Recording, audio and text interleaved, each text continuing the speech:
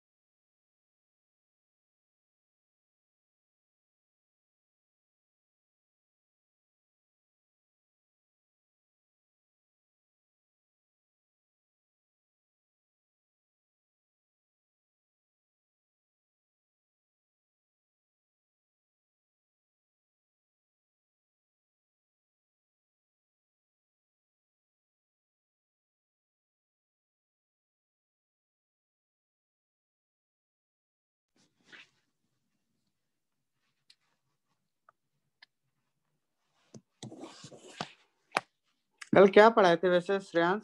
श्रेयांश। हम्म।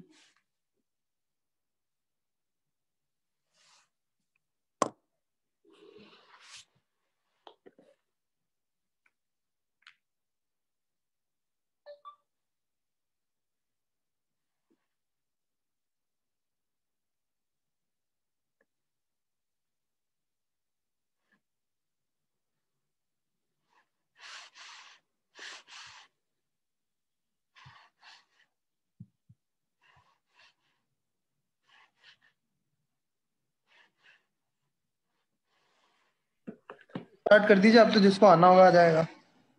कल कल क्या पढ़ाए थे बालक, ये तो बताओ। सर कल अपन ने वो बीम वो खत्म कर लिया था। क्या बोलते हैं उसको यार, एक मिनट सर। चलो मैं देखता हूँ। हम लोग कल पढ़े थे बियरिंग्स। यस। सर बियरिंग में वो कंप्लीट कर लिया था अपन ने, उसकी जनरल बियरिंग। टाइप वगैरह शुरू करना थी अपने को। वो आपने कुछ बताया था ऐसा। हमने रोलिंग कॉन्टैक्ट बियरिंग पढ़ना था। हम्म। ठीक है, ये देखो।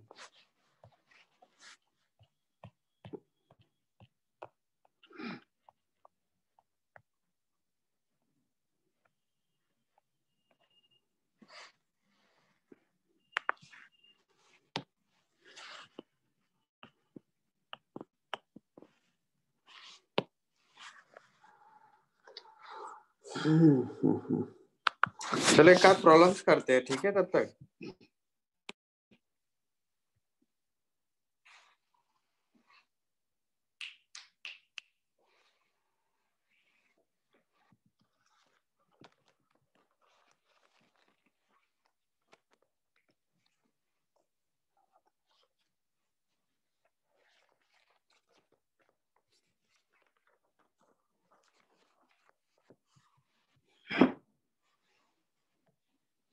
सर आपने नोट शेयर नहीं करे थे उसके कल? हाँ, कल नहीं किए थे। सर वो कर देते पहले तो, मतलब फॉर्मूला वगैरह देखने में अच्छा। हाँ चलो, ये ठीक है, कर देता हूँ। कल नहीं किया था। चलो कर दे रहा हूँ, डोंट वरी, है ना। रुको। शेयर।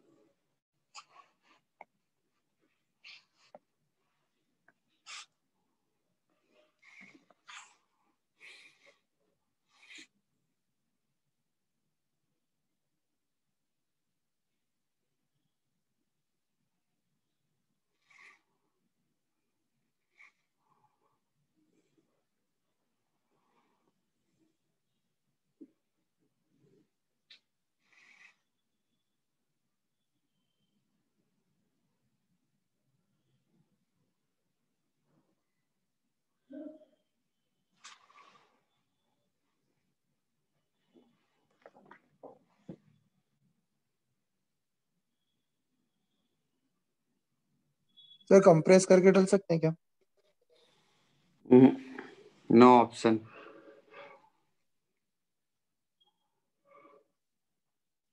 50-60 MB की फाइल है तो अभी हो जाएगा। ये लो completed.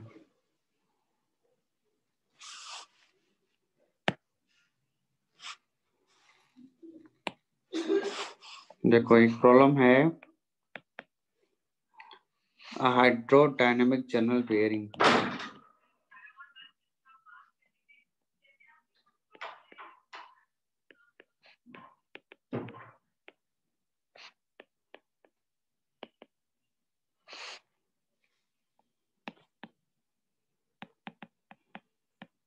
is subjected to 2000 Newton load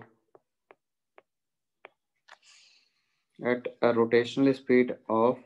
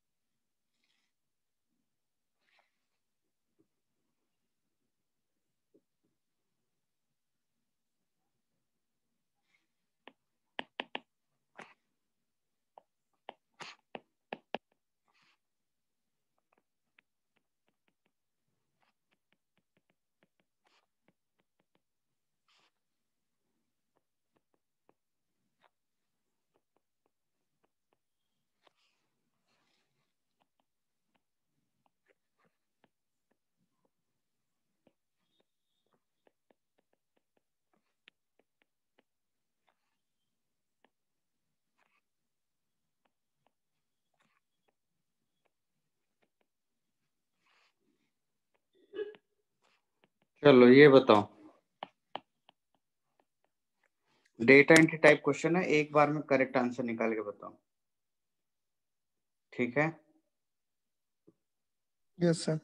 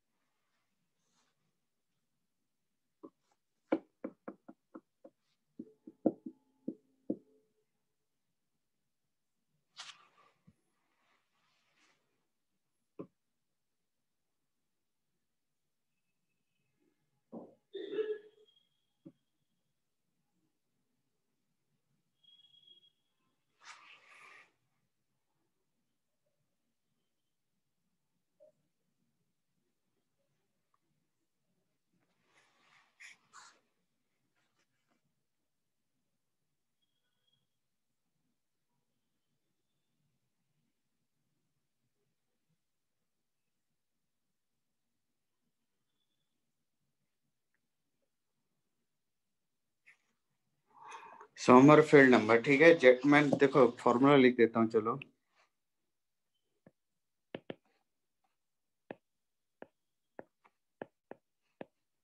sir रुकना, अभी कर रहे हैं।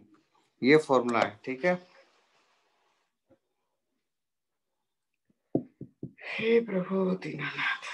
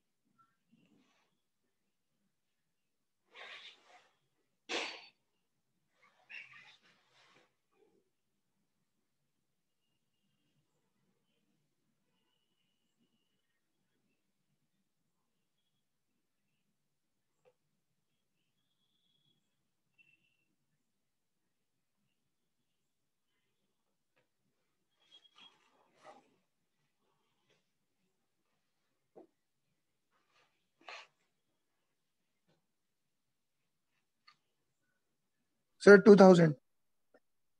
2000। चलो देखते हैं। डीवाईसी कितना आएगा? डायमीटर है 40 और क्लियरेंस दिया है, ये डायमीटरल क्लियरेंस है, जबकि आपने को दिया रेडियल क्लियरेंस। तो डायमीटरल क्लियरेंस इज इक्वल टू होता है 2 times of radial clearance. Yes और नो? तो 2 टाइम्स C1 तो 20 माइक्रोमीटर, तो 10⁻³ मिलीमीटर लिख सकते हैं क्या? Yes sir. Hello, yes sir. बस अब फॉर्मूला वैल्यू पुट कर दो। विस्कोसिटी गिवन है, सर विस्कोसिटी 0.03। कहाँ लिखा है ये? हाँ यस। मेरे से गड़बड़ हो गई, मैंने 2C1 नहीं लिया। इनटू स्पीड दिया हुआ है 2000 आरपीएम, तो yes sir. Revolution per second में लेना है यहाँ पे। यस, तो 60 से डिवाइड 60 कर से दिया। डिवाइड कर दो। और प्रेशर जो होता है P/LD, P is equal to होता है L/WD। सॉरी, क्या कह रहा हूँ मैं अभी, W अपॉन, अरे यार शिट्स, W/LD। W है 2000 न्यूटन और L और D दोनों बराबर हैं, 40 × 40। ऐसे लिख सकते हैं। 2000 से देखो ये तबाह हो गया, हाँ, इंटू D/C का होल स्क्वायर, 40/40 इंटू 10⁻³ का होल स्क्वायर। 500 आ रहा है सर। तो यहाँ से सॉल्व करो, ऐसे ही वैल्यू पुट किए थे। सर बस 2C1 नहीं लिया था मैंने, वो गड़बड़ हो गई थी। 500 आ रहा है।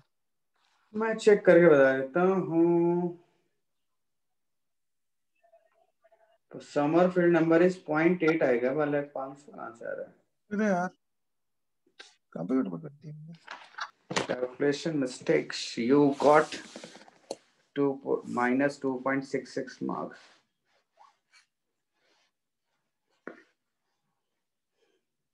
देखो ये 40 से 40 तबाह हो गया, तो ये अब इसका कैलकुलेशन आएगा 10⁻6 इंटू 0.03 इंटू 40 × 40 डिवाइडेड बाई 60। इतना भयानक कैलकुलेशन।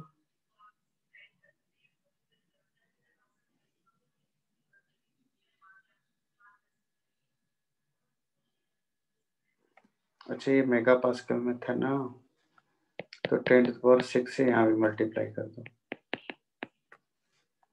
अब बैलेंस जाएगा। 40 into 0.03 divided by 60। Yes, I got 0.8.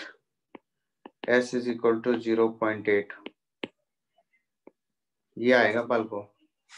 जब ये वैल्यू पुट करोगे ना 2000/40/40, तो ये मेगा पास्कल में आएगा, न्यूटन पर मिलीमीटर स्क्वायर। जबकि ऊपर आपने जो वैल्यू ये पुट की है पास्कल में की, तो इसको भी मेगा पास्कल में कर दो और क्या। हेलो, आ गया बालक? WL, ठीक है कहाँ गड़बड़ की है? सर। लोड में ये P वाला हम्म, AL/D में गड़बड़ हुआ sir. Okay, don't do like this error. यही -0.66 मार्क्स मिल जाएंगे। चलो नेक्स्ट क्वेश्चन देखें। Yes sir. ये कहानी लिखने से मैं शॉर्ट में लिखता हूँ question. A general bearing has a diameter of 40 millimetre, length 40 millimetre, मतलब स्क्वायर बियरिंग है। The shaft is rotating at 20 RPM and, यहाँ पे एन दिया हुआ है 20 आरपीएस, रिवोल्यूशन पर सेकेंड।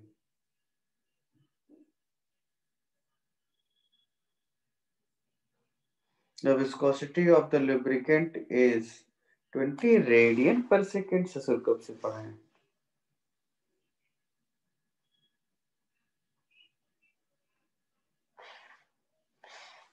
चलो let's check.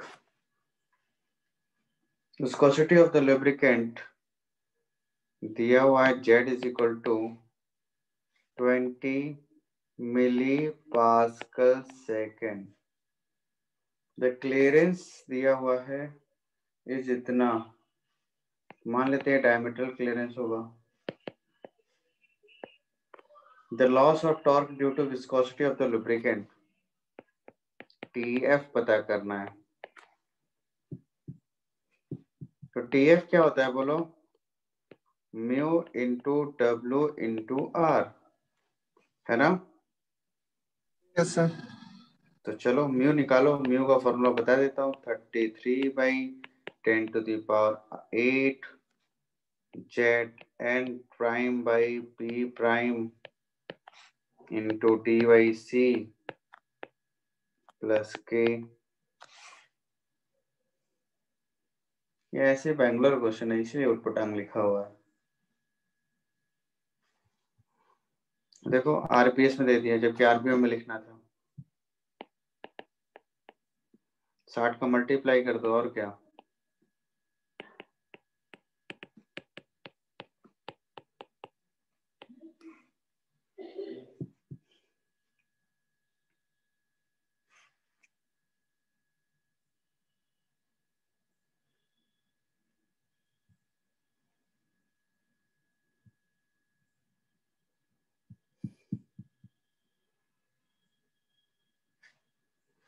How to calculate W,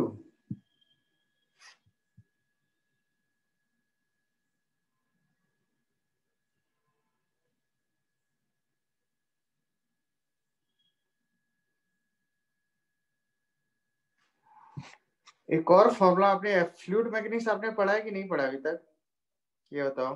क्या sir? Fluid mechanics पढ़ा है? हाँ पढ़ा है सर। तो आपने को फ्रिक्शन विस्कोसिटी वो पढ़ा होगा, tau is equal to mu sir, tau equals to mu D. Del U by del Y, ऐसे रिलेशन पढ़ा है। तो यहाँ से mu yes is sir. Equal to आपने यही पढ़ा होगा, tau into delta Y upon delta V या डेल्टा यू, ये सार नो। हेलो, और ये विस्कोसिटी होता है ना। यस सर, लेकिन ये डायनेमिक विस्कोसिटी। डायनामिक होती है, डायनामिक विस्कोसिटी। तो यहां से अगर आप देखो तो फोर्स होता है tau is equal to force upon area होगा, तो area into delta U into delta Y ऐसे लिख सकते हैं।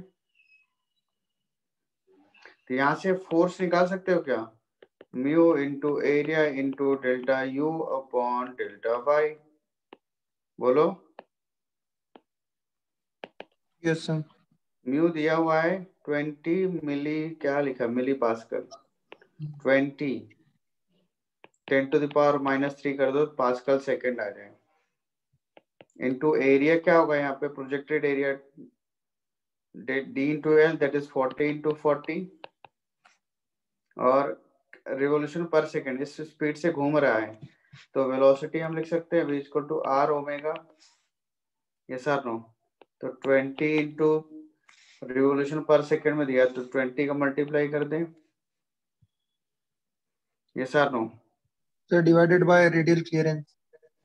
रेडियल क्लियरेंस भी दिया हुआ, कहाँ गया 0.02। डायमीटर हाँ 0.020 बस। इसमें ऑप्शन दिया है, डोंट वरी निकाल लें, देख लेंगे किससे आता है। इसको कैलकुलेट कर, ये आया आपका फोर्स, है ना। और इसी में अगर रेडियस को मल्टीप्लाई कर दे 20 से तो ये बन जाएगा, न्यूटन मीटर में लिखना है ना, तो ये कर दो 1000 से डिवाइड, है ना, 0.02 मीटर। इसको कैलकुलेट करें बताओ क्या वैल्यू आती है। ये डायरेक्ट हमने टॉर्क लिख दिया ना, ये मल्टीप्लाई करने से फोर्स इंटू रेडियस टीएफ, इसको कैलकुलेट करके बताओ क्या आ रहा है।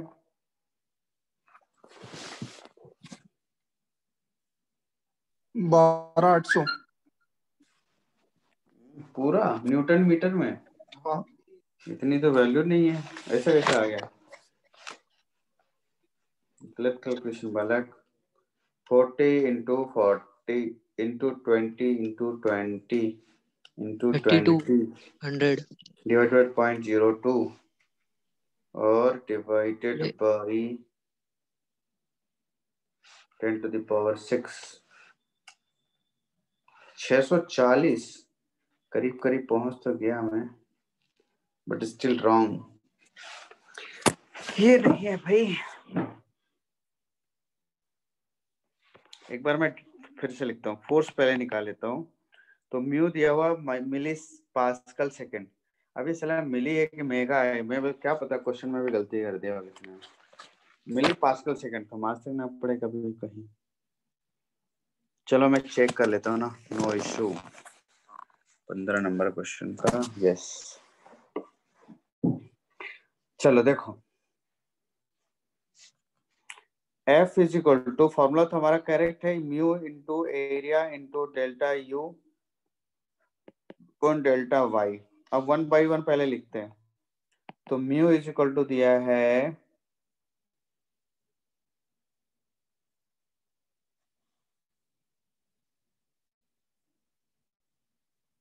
कहाँ है, 20 m पास्कल सेकेंड।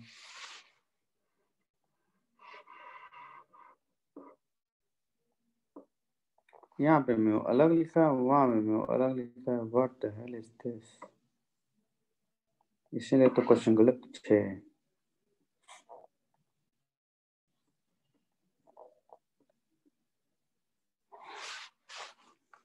बालको यहाँ पे म्यू की वैल्यू सॉल्यूशन में अलग लिखी हुई है। करना तो यही है जो हमने आपको बताया। इसकी जगह पे लिखा हुआ है 0.03 पास्कल सेकेंड। चलो ठीक है, नो प्रॉब्लम।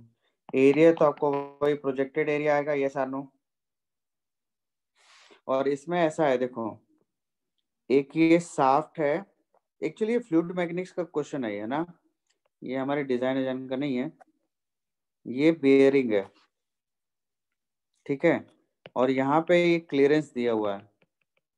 तो इस केस में जो एरिया होगा जो रजिस्ट करेगा, तो इसमें एरिया क्या लेंगे हम, पाई डी इंटू एल वाला एरिया लेंगे ना। Hello, yes sir. है कि नहीं? तो पाई डी एल और पाई डी कितना है, 40 इंटू 40, ठीक है। और अब क्या चाहिए आपको, वेलोसिटी है ना, डेल यू या सिंपली वेलोसिटी। डेल यू की जगह मैं सिंपली यू लिखता हूँ। तो इसे हम क्या लिख सकते हैं, R omega, yes or no, या क्या लिखते हैं इसको, 2 पाई डी एन बाई 60, यही फॉर्मूला लिखते थे ना, बोलो। Hello, yes sir. Yes sir. तो इसे हम लिख सकते हैं 2 पाई एन इंटू आर बाई 60, और 2 पाई एन बाई 60 ये क्या कहलाता है, ओमेगा। तो यही तो हुआ ना, आर ओमेगा। हेलो, तो 0.2 इंटू 20 तो दिया हुआ ऑलरेडी, ये सार no. Hello, yes sir. Okay, मैं क्वेश्चन कुछ देख रहा हूँ, सोल्यूशन कुछ देख रहा हूँ, तभी तो ये गड़बड़ा रहा है। यस, जे बात छे, ठीक है। तो ये तो दिया हुआ है, यहाँ से निकाल लेंगे अपन यू, है कि नहीं, बोलो। No issue.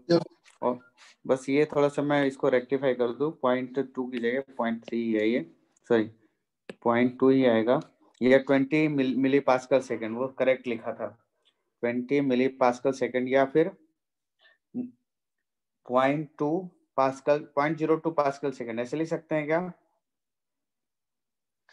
ओके, की बात है। ये बताओ 20 इंटू 10⁻³ यही आएगा 0.02। हेलो, कर लेता हूँ ना, 20 डिवाइडेड बाई यस 1000 सर। लगाते तो 0.02 सही तो लिख रहा हूँ। तो ये u आ गया। अब डेल्टा बाई ये क्लियरेंस दिया हुआ ऑलरेडी क्वेश्चन में, क्या दिया था भाई? 0.020 0.020। ओके, अब फॉर्मूला में वैल्यू पुट कर सकते हैं, हमें सारी वैल्यू मिल गई ना। तो फोर्स इज इक्वल टू, देखो 0.02 इंटू एरिया क्या आ जाएगा? एरिया तो आई थिंक वही लेना चाहिए, yes pi t l, yes correct, pi into 40 ठीक है, डिवाइडेड बाई पास्कल। ध्यान देना ये पास्कल जो होता है न्यूटन पर मीटर स्क्वायर होता है ना। तो अगर मैं इसमें 1000 से डिवाइड 10 to the power 6 से डिवाइड कर दूं तो मिलीमीटर स्क्वायर हो जाएगा कि नहीं, बोलो? न्यूटन पर मिलीमीटर स्क्वायर। हेलो, ऐसा लिख सकता हूँ? अरे एक पास्कल इज इक्वल टू होता है 1 हाँ सर लिख न्यूटन पर सकते। Metre square. हाँ लिख और सकते। ये क्या लिख सकते हैं? 1 10 to the power 6 millimetre square. समझ में आ गया? तो ये यस आ सर। गया फोर्स। सही तो लिखे थे, पिछली बार भी तो ये लिखे थे, 20 10 to the power -3 40 40 20 20। ओके, पाई छूट गया था बस, और यहाँ पे 10 to the power 6 भी छूट गया था। ठीक है, तो ये आप कैलकुलेट करो, देखो क्या आएगा 0.02। अच्छा 0.02 से तो ये तबाह हो गया, 3.14 into 40 yes divided by 10 to the power 6। ठीक है बंधु, फोर्स तो बड़ा कम आया भाई, 5.024 10 to the power -3 न्यूटन। इतना कम फोर्स कैसे आ सकता है? सब कुछ ले लिया था, म्यू एरिया अरे यार इतना कुछ करने के बावजूद कुछ ना कुछ छूट ही आ रहा है। ये आपका क्या था? ये एरिया था ना, वेलोसिटी रह गई। वेलोसिटी क्या थी? आर ओमेगा, कहाँ गया? 0.2 इंटू 20, इतना और मल्टीप्लाई कर दो, इंटू 20 इससे ज्यादा इंटू आ अब ठीक है, फिर भी मान लेता हूँ, सब कुछ आ गया। तो देखो यहां से जो फोर्स आ रहा है इस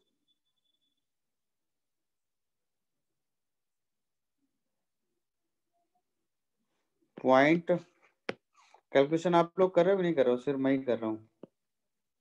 0.020 आ रहा है, ओके नो प्रॉब्लम। तो टॉर्क क्या होगा? Force into radius. और एक बार यूनिट चेक कर लेना, क्योंकि यूनिट मैंने सब बराबर रखी नहीं है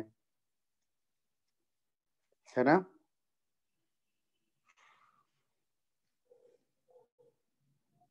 हेलो,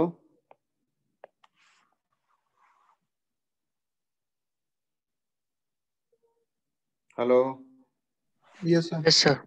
यूनिट सही कर लेता हूँ मैं ना, नहीं तो ऐसे में बड़ी दिक्कत होगी। 0.02 पास्कल सेकंड है, ठीक है, सबको मीटर में रख दो, एक काम करो तो सारी भुसड़ी खत्म हो जाए। Into 10 to the power -6 multiply कर दो यहाँ पे एरिया में, कर सकते हैं ऐसे?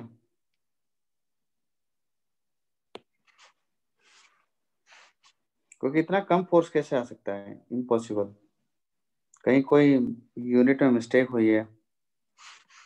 देखो ऐसे ही गलती होती है ना, मैंने कहा था ना, जब तक अगर हम गिवन डेटा प्रॉपर वे में नहीं सॉल्व करेंगे सोल्यूशन, तो ऐसे ही गड़बड़ होगी। तो फिर से इसलिए मैं रिफ्लेक्ट। कभी कभी ऐसे सोल्यूशन नहीं निकालता हूँ कभी भी,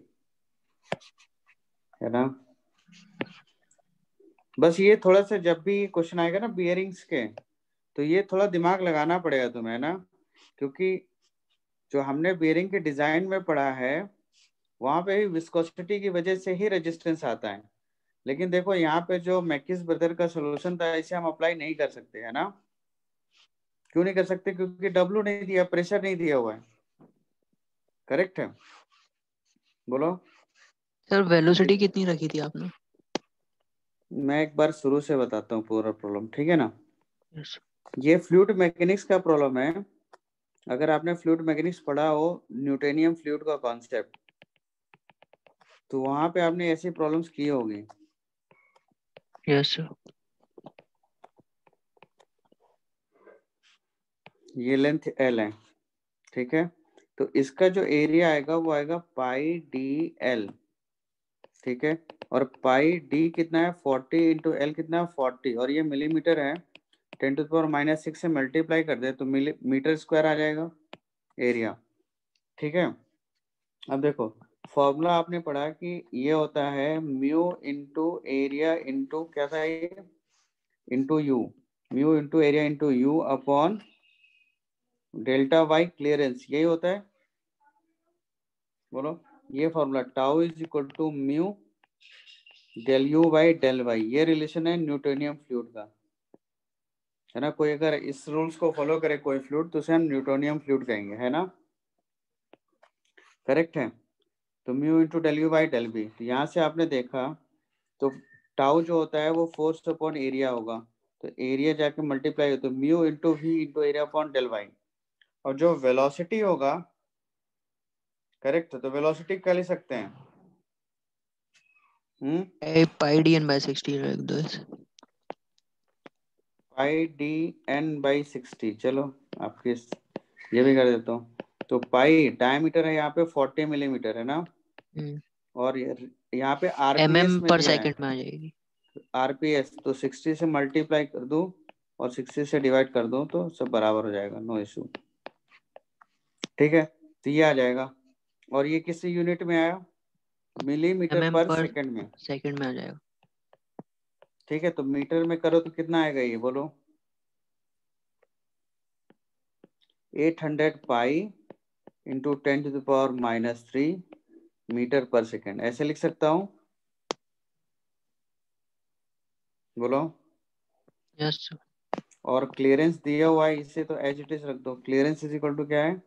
0.020 मिलीमीटर, 10⁻³ से मल्टीप्लाई करके मीटर में कन्वर्ट कर दो, तो सारे टर्म आ गए, बोलो। अब फॉर्मूला में वैल्यू पुट कर दो, अब 100% करेक्ट आंसर आएगा। तो force is equal to mu, mu दिया हुआ है 20 milli pascal second, 20 into 10⁻³ into, तो ये न्यूटन पर मीटर में ऑलरेडी आ गया। एरिया, एरिया कितना है? Pi into 40 into 10⁻⁶ metre square. और वेलोसिटी क्या है यहाँ पे? 800 pi into 10⁻³ metre divided by clearance, है ना, तो 0.02 इंटू 10⁻³ अब इसको सॉल्व करो तो आपको फोर्स करेक्ट मिलेगा यहाँ पे। इसे कैलकुलेट करके बताओ कि क्या आएगा। करो बताओ। इस बार सारी चीजें हमने प्रॉपर यूनिट में रखी है।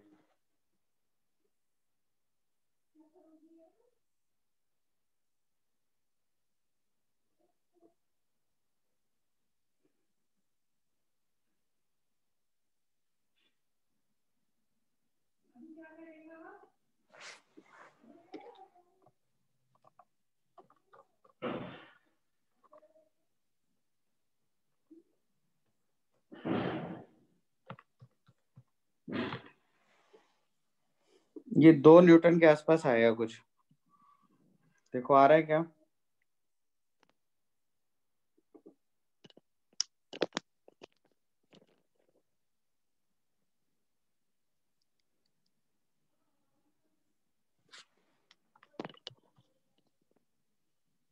ट्वेल्व आ रहा है सर। सर 12.633 आ रहा है। 12 12.6। आ रहा है। यस।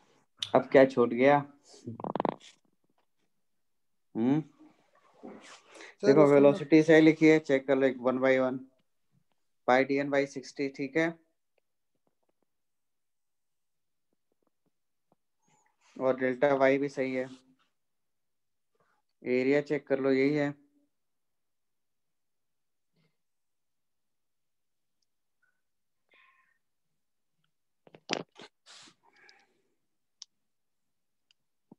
टेंजेंशियल वेलोसिटी का रिलेशन यही होता है ना। यस सर, यही होता है yes sir. Sir. Omega into V तो इक्वल्स हम टू लोग आर ये आएगा ना सर? मुझसे ये क्यों करवाए मुझसे?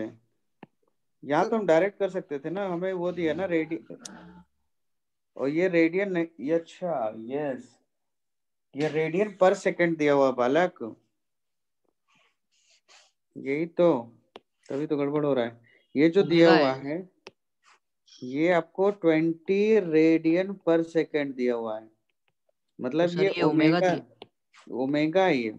Yes sir. हम्म। सर आप बोले भी थे रेडियन जैसा। हाँ वही तो बोल कुछ रहा हूँ, लिख कुछ रहा हूँ यहाँ पे, तभी तो मैं आर ओमेगा तभी तो लगा रहा था बार बार, ये देखो। Yes sir. ठीक है ना, तो ये क्या आ जाएगा, 0.02 इंटू 20, ये होना चाहिए। लो। यस, हाँ है ना पॉइंट, अब सही आ जाएगा। 3.14 को मल्टीप्लाई कर डिवाइड कर दो, जो भी आंसर आया था।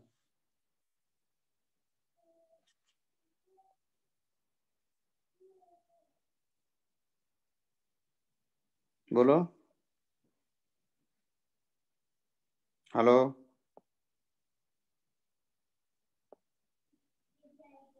Yes sir. कितना आ रहा है, 2 पॉइंट,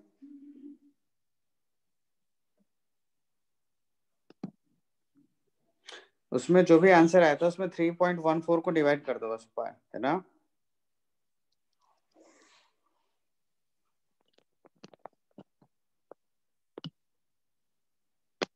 उससे तो सर 4 आएगा। अच्छा, इससे चलो निकाल, अच्छा 2 से एक्स्ट्रा भी टू तो आर से मल्टीप्लाई निकाल किए दो। थे, 2 और भाग दो। हाँ सर। 2 भी तो एक्स्ट्रा 2। किए थे, 2 पाई। यस सर 2 करेक्ट है। 2। 2 न्यूटन है ना, हाँ अब यस। ठीक है।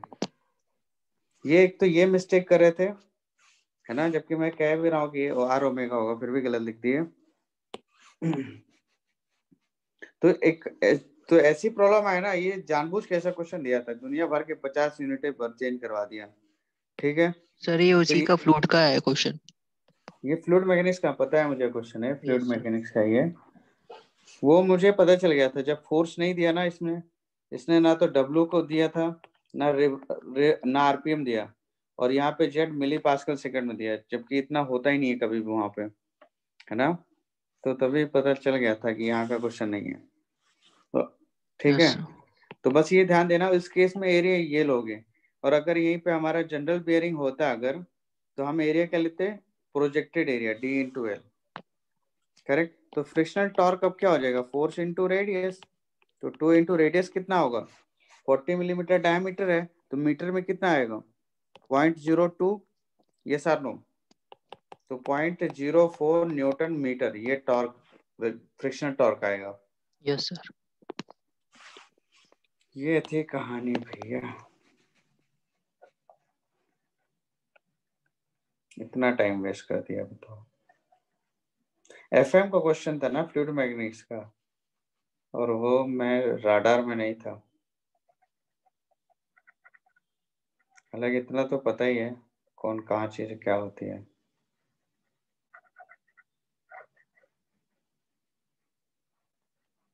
तो थोड़ा सा ही ध्यान देना ना, बेरिंग लिख के कंफ्यूज करेगा कि कहाँ का क्वेश्चन है ये। बस कॉन्सेप्ट ध्यान रखना, बस बन जाएगा क्वेश्चन। चलो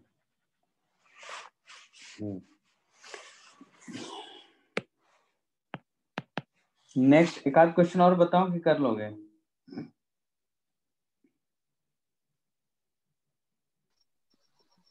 कर लेंगे सर वैसे और तो। सर कर लो, ये क्वेश्चन बहुत आसान है, ठीक है ना, इसके कोई इतने उटपटांग यस नहीं सर होते हैं, फॉर्मूले ही लगाना है इसमें। फॉर्मूला बेस्ड क्वेश्चन ही होते हैं।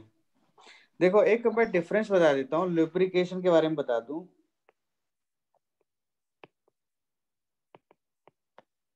लुब्रिकेशन, तो देखो लुब्रिकेशन 3 तरीके का होता है, एक होता है थिक फिल्म, और एक होगा थिन फिल्म और एक होता है जीरो फिल्म। जीरो फिल्म को कहा जाता है सॉलिड लुब्रिकेशन, करेक्ट है। थिक फिल्म लुब्रिकेशन का मतलब complete metal to metal separation, complete metal to metal separation हुआ तो इसे कहेंगे हम थिक फिल्म। थिन फिल्म का मतलब होता है partial metal to metal contact is permitted. और जीरो फिल्म लुब्रिकेशन का मतलब होता है सॉलिड लुब्रिकेशन, मतलब दो पीस है, सपोज ये हमारे पास कोई एलिमेंट है और ये कोई एलिमेंट है, इनके बीच में कोई लुब्रिकेशन नहीं, डायरेक्टली हम इनको एक दूसरे के बीच में रिलेटिव मोशन करवा सकते हैं। तो होता क्या है, जनरली यहाँ पे ग्रेफाइट की एक लेयर होती है ना, जो दूसरा सरफेस है इनके बीच में ग्रेफाइट की लेयर होगी, करेक्ट। तो इसे जीरो फिल्म लुब्रिकेशन कहते हैं। और जनरली जीरो फिल्म लुब्रिकेशन वहां पे किए जाते हैं जहाँ पे लुब्रिकेशन एक्सटर्नली करना पॉसिबल ना हो, है ना। तो ऐसी जगह पे जब बेयरिंग आप लगाओ जहाँ पे आप वहां पे पहुंच ही नहीं सकते एक्सटर्नली, करेक्ट। एक बार लगा दिया, अब उसके बाद जयराम जी, ठीक है ना। जब फेल होगा कभी तो उसको चेंज ही करना पड़ेगा, बीच में कोई लुब्रिकेशन के चांसेस नहीं, ठीक। तो थिक फिल्म लुब्रिकेशन मतलब कंप्लीट मेटल टू मेटल, मतलब कोई हमारे पास अगर ये वर्क पीस है, कोई एलिमेंट है और ये सरफेस है, इनके बीच में कंप्लीट सेपरेशन हो तो इसे कहते हैं हम thick film lubrication. Thin film lubrication का मतलब क्या है कि अगर मैं इनको माइक्रोन लेवल में सरफेस को देखूं तो मुझे कुछ ऐसे इरेगुलरिटीज मिलेगी, करेक्ट। और वैसे ही अगर मैं इस सरफेस की बात करूं तो इस सरफेस में भी कुछ इरेगुलरिटीज मिलेगी, यस और नो, करेक्ट। तो आप देख रहे हो यहाँ पे कहीं कहीं यहाँ पे मेटल टू मेटल कांटेक्ट हो रहा है पार्शियली, हेलो। तो इस तरीके का जब भी लुब्रिकेशन होगा तो इसे कहते हैं हम थिन फिल्म लुब्रिकेशन। और थिन फिल्म लुब्रिकेशन का बेस्ट एग्जांपल है लेथ मशीन बेड,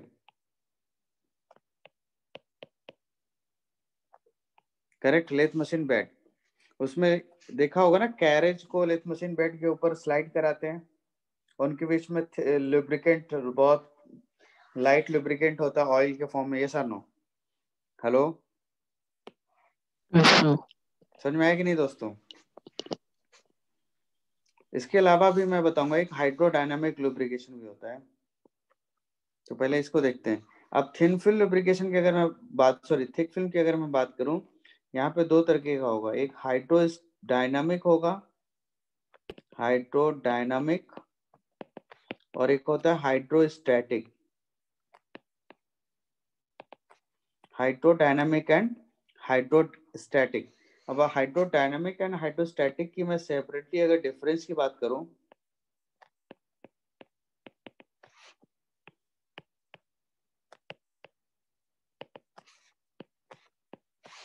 और मैं हाइड्रोडायनामिक लुब्रिकेशन की अगर हम बात करें तो lubrication due to dynamic action हो, डायनामिक एक्शन की वजह से लुब्रिकेशन हो तो हाइड्रोडायनामिक कहते हैं, और विथ प्रेशराइज्ड फ्लूइड अगर हो तो इसे कहते हैं hydrostatic lubrication. And on the basis of this lubricants here we can divide our bearings like hydrodynamic bearing and hydrostatic bearing. Hydrodynamic bearing की अगर मैं बात करूं तो कैसी बेयरिंग्स होती हैं, जर्नल बेयरिंग, करेक्ट। और इसमें क्या है, मैंने आपको बताया था कि suppose this is our bearing और इसके अंदर हमारे पास होता है एक ऐसा जर्नल, करेक्ट।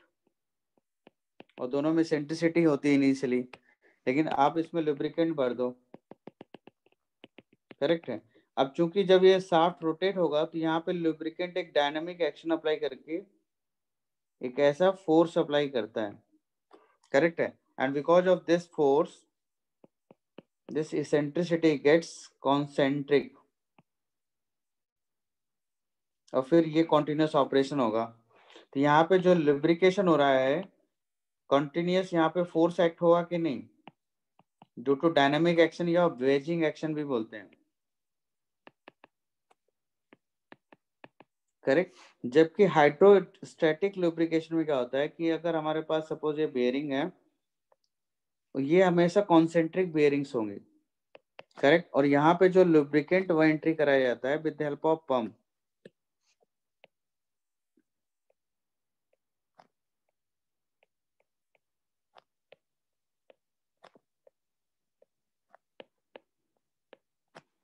करेक्ट, ये पंप के थ्रू आप लुब्रिकेंट करोगे, तो प्रेशराइज्ड लुब्रिकेंट ऑलरेडी यहाँ पे भरा होगा, ये सर नो।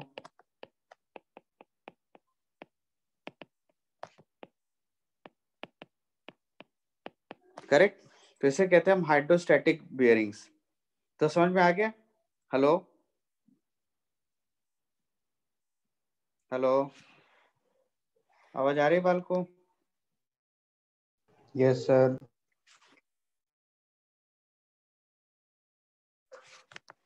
तो हाइड्रोस्टैटिक और हाइड्रोडायनेमिक में यही बेसिक डिफरेंस है कि यहाँ पे वेजिंग एक्शन के थ्रू लुब्रिकेशन हो रहा है, जबकि हाइड्रोस्टैटिक में पंप के थ्रू लुब्रिकेशन हम कर रहे हैं। अब आप मुझे बताओ कि किस केस में इनिशियल टॉर्क ज्यादा होगा?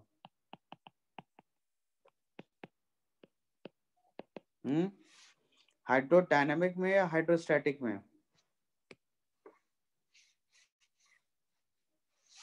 हेलो,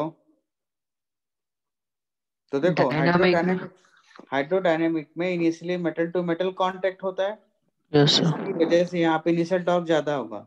और यहाँ यस पे सर। कंप्लीट सेपरेटेड होता है, इसलिए यहाँ पे कम होगा। करेक्ट है?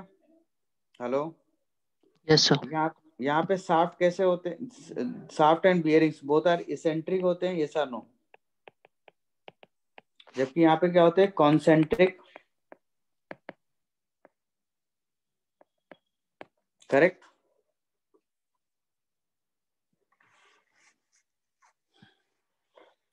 अब मुझे बताओ लोड कैरिंग कैपेसिटी किसकी ज्यादा होगी? इधर हाइड्रोडायनामिक बेयरिंग और हाइड्रोस्टैटिक बेयरिंग्स। सर हाइड्रोस्टेटिक की होना चाहिए। Dynamic. Load carrying capacity actually इसकी कम होगी ना, क्योंकि इनिशियल टॉर्क जैसे जैसे आप लोड बढ़ा दोगे तो इनिशियल टॉर्क ही बहुत ज्यादा लगेगा ना इसको रोटेट स्टार्ट करने में ही। बोलो। Yes sir. जबकि यहाँ पे क्या हो रहा है कि ये पहले से कॉन्सेंट्रिक है, तो इनिशियल टॉर्क कम लगेगा, तो ज्यादा लोड को हम इजीली रोटेट कर सकते हैं ना। बोलो। हेलो, समझ में आ रहा है क्या कह रहा हूँ? Yes sir. और रुको, दो तीन डिफरेंस और है, मैं देख लेता हूँ क्या रह गए, मुझे भी याद नहीं आ रहे।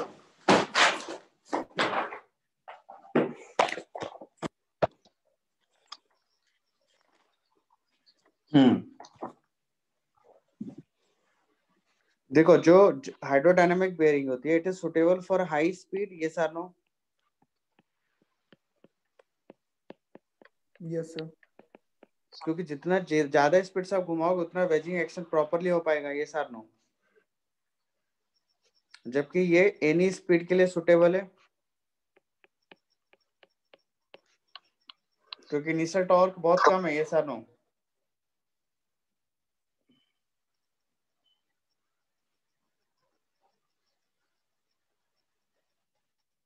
बोलो। सर लोड कैरिंग कैपेसिटी दोनों की कम है। और दोनों की कम कर दी, ओहो। सर इसकी ज्यादा होगी ना हाइड्रोस्टेटिक की। हाँ हाँ हाँ, एक रॉन्गली मैंने लिख दिया, इसकी ज्यादा होगी। ठीक है, अब बताओ कॉस्ट की अगर मैं बात करूं तो किसकी कॉस्ट ज्यादा होगी? सर स्टेटिक की ज्यादा होगी।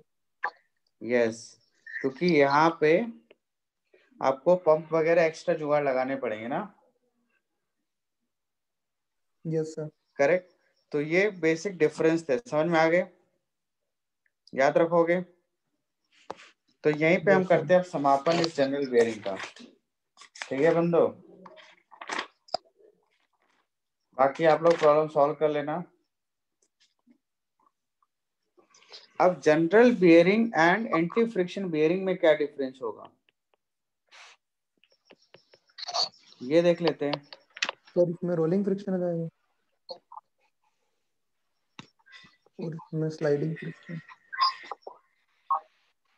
देखो कुछ पैरामीटर के बेसिस हम लोग बात करेंगे। सबसे पहले लोड की अगर हम बात करें तो जो जनरल बेयरिंग होती है, these are design for radial load only, yes और नो।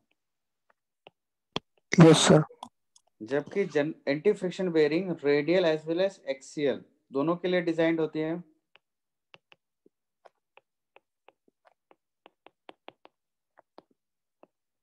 है कि नहीं, बोलो। नेक्स्ट अगर हम स्पीड की बात करें, करेक्ट, तो general bearing generally high speed operation के लिए होती है, जबकि एंटी फ्रिक्शन बेयरिंग जो होती है medium to low speed.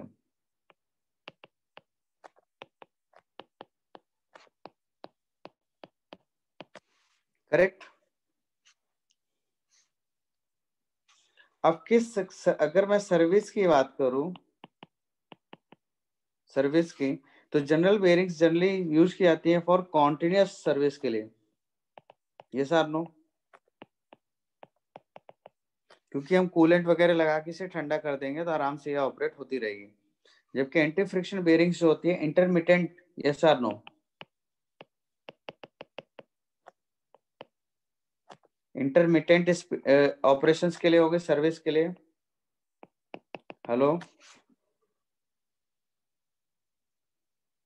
Yes sir. और फ्रीक्वेंटली स्टार्ट एंड स्टॉप करना एंटी फ्रिक्शन बेयरिंग में आसान है, जबकि जनरल बेयरिंग से। जनरल बेयरिंग में क्या हुआ कि इनिशियल टॉर्क बहुत ज्यादा लगता है, इवन कई बार ऐसा होता है कि बेयरिंग स्टार्ट करने में ही डैमेज हो जाए, है ना।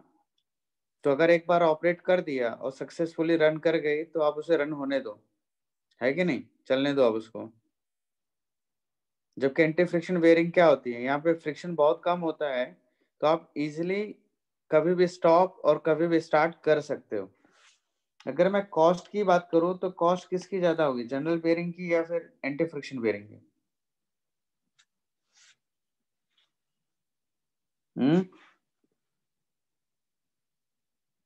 बोलो। जनरल बेयरिंग की कॉस्ट कम होती है और ये कॉस्टली बेयरिंग्स होते हैं। ऐसा क्यों पता है? एंटी फ्रिक्शन बेयरिंग, देखो एंटी फ्रिक्शन बेयरिंग की अगर हम बात करें तो यहाँ दुनिया भर के एलिमेंट्स होते हैं। कैसे? For example, these are the balls और रोलर्स, इस बेयरिंग में ऐसे लगे होंगे, यस और नो। और इनको सेपरेट करने के लिए ऐसे केजेस लगे होते हैं। क्या होता है ये? केज। ये जो ब्लू कलर का हमने शो किया, दिस इज केज। और ये जो है दिस इज आउटर रेस, और ये है इनर रेस। इसे रिंग भी बोलते हैं, इनर रेस और इनर रिंग, करेक्ट। जबकि जनरल बेयरिंग्स में क्या होती है, जनरली सिर्फ दो स्लीव्स होती हैं, yes or no, like this. इसीलिए जनरल बेयरिंग की कॉस्ट कम होती है as compare to roller anti friction bearings.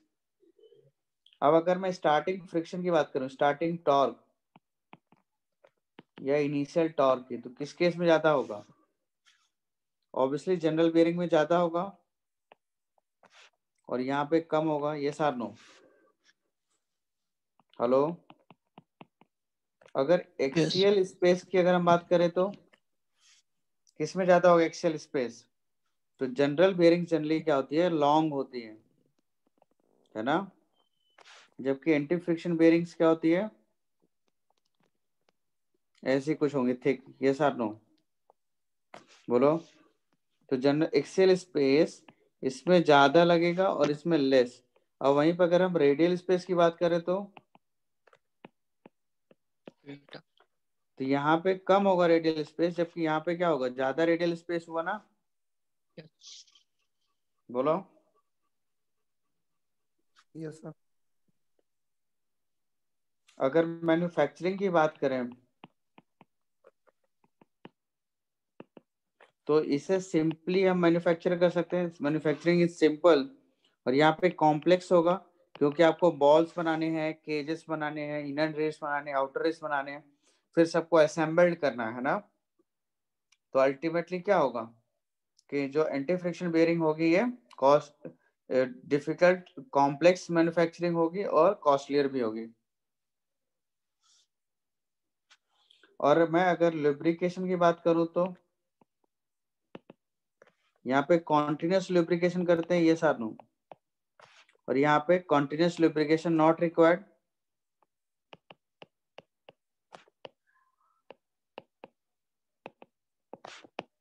इसका मतलब क्या हुआ पता चला, एक बार लुब्रिकेंट भर दिया, इसमें ग्रीस वगैरह लगा दिया, उसके बाद जयराम जी फिर क्या करेंगे, आफ्टर सम टाइम फिर लुब्रिकेट करेंगे। जबकि इसमें क्या हो रहा है कि कॉन्टिन्यूस लुब्रिकेंट हम यूज करते हैं फॉर लुब्रिकेशन। बोलो नॉइज की अगर हम बात करें तो किसमें नॉइज ज्यादा होगी? इसमें नॉइज बहुत कम होती है, मैंने आपको पता भी नहीं चलेगा। क्यों? क्योंकि वहां पर कोई मेटिंग पार्ट्स ही नहीं है। जबकि यहाँ पे मेटिंग पार्ट्स है, रोलर का आउटर रेस इनर रेस के बीच में कांटेक्ट है, इसकी वजह से यहाँ पे साउंड प्रोड्यूस होगा। ये सार नो। नेक्स्ट अगर मैं डैम्पिंग कैपेसिटी की बात करूं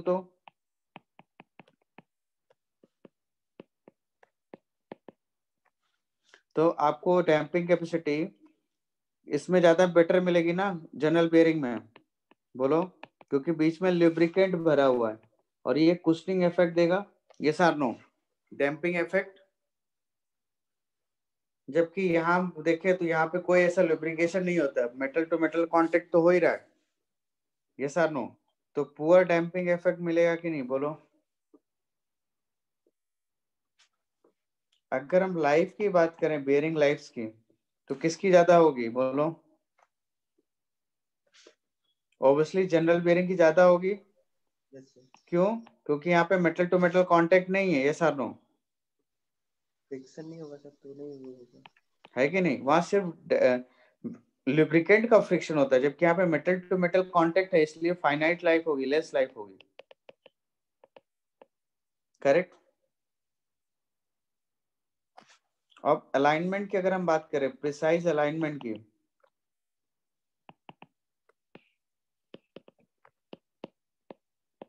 तो यहाँ पे नॉट रिक्वायर्ड, यहाँ पे कोई प्रिसाइज अलाइनमेंट की रिक्वायरमेंट नहीं है। ये सार नो। हेलो। जबकि यहाँ पे प्रिसाइज अलाइनमेंट की रिक्वायरमेंट होगी। ये सार नो। बोलो क्यों यस ऐसा हुआ? सर। क्योंकि स्लीव बेयरिंग है ना और लॉन्ग बेयरिंग होती है, तो अगर आप इतनी बड़ी स्लीव लगा दोगे तो ऑटोमेटिकली वो अलाइन हो जाएगा कि नहीं? बोलो।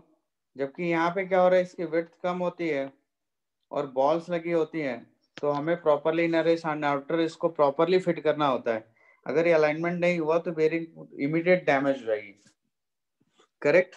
तो ये इतने डिफरेंसेस हैं इनके बीच में। अगर मैं यहीं पे ग्राफ प्लॉट करूं in between friction versus speed, correct, तो ये ग्राफ कुछ इस तरीके से मिलता है फॉर जनरल बेयरिंग। इसके लिए मैं ऑलरेडी आपको बता चुका हूँ ये सारों कुछ इस तरीके का।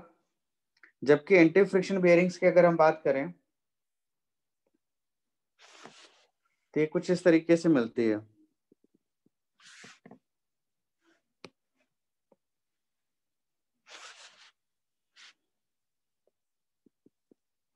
Correct. This is for general bearing and this is for ball bearing and this is for roller bearing, और ये स्पीड है। करेक्ट। तो ऑब्वियसली यहां से देख के पता चल रहा है ना कि जनरल बेयरिंग में फ्रिक्शन ज्यादा लग रहा है as compare to ball bearing and roller bearings. इसीलिए इस sliding sorry rolling contact bearings को हम एंटी फ्रिक्शन बेयरिंग कहते हैं, क्योंकि यहाँ पे फ्रिक्शन कोएफिशिएंट क्या होगा, बहुत कम होगा। ये सार नो। हेलो।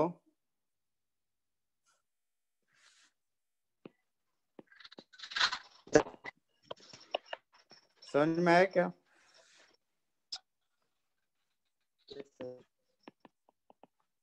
Yes sir.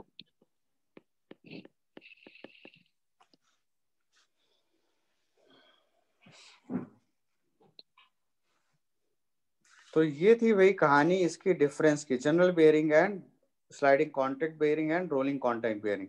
समझ में आ गया ये? तो आगे बढ़े, बोलो।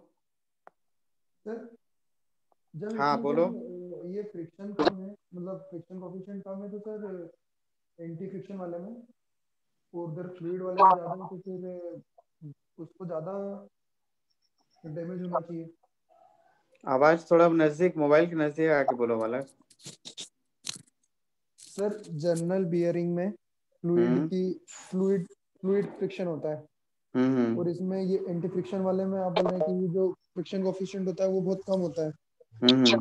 तो सर लाइफ तो इसकी ज्यादा होना चाहिए फिर। देखो एक्चुअली क्या हो रहा है, ये जो फ्रिक्शन हो रहा है विस्कोसिटी की वजह से हो रहा है। मेटल टू मेटल कांटेक्ट होगा तब वो वियर आउट होगा ना बियरिंग्स। हाँ, ये पावर लॉस के लिए रिस्पॉन्सिबल है, बट ये बियरिंग को डैमेज नहीं कर रहा है। बियरिंग डैमेज कब होगा? दो मेटिंग पार्ट्स, अगर यहाँ पे ये मेटल टू मेटल कांटेक्ट हुआ हाँ तब तो सर हो गया। डैमेज होगा ना यहाँ पे। हाँ सर आ गया आ गया। बोलो। अगर ये metal yes to sir. Metal contact नहीं हुआ और लुब्रिकेशन की वजह से पावर लॉस हो रहा है, yes, no no doubt, but yes metal sir. To metal contact नहीं है तो वियर होगा कैसे? यस। है ना? चलो, समझ में आ गया। अब नेक्स्ट आगे बढ़ते हैं।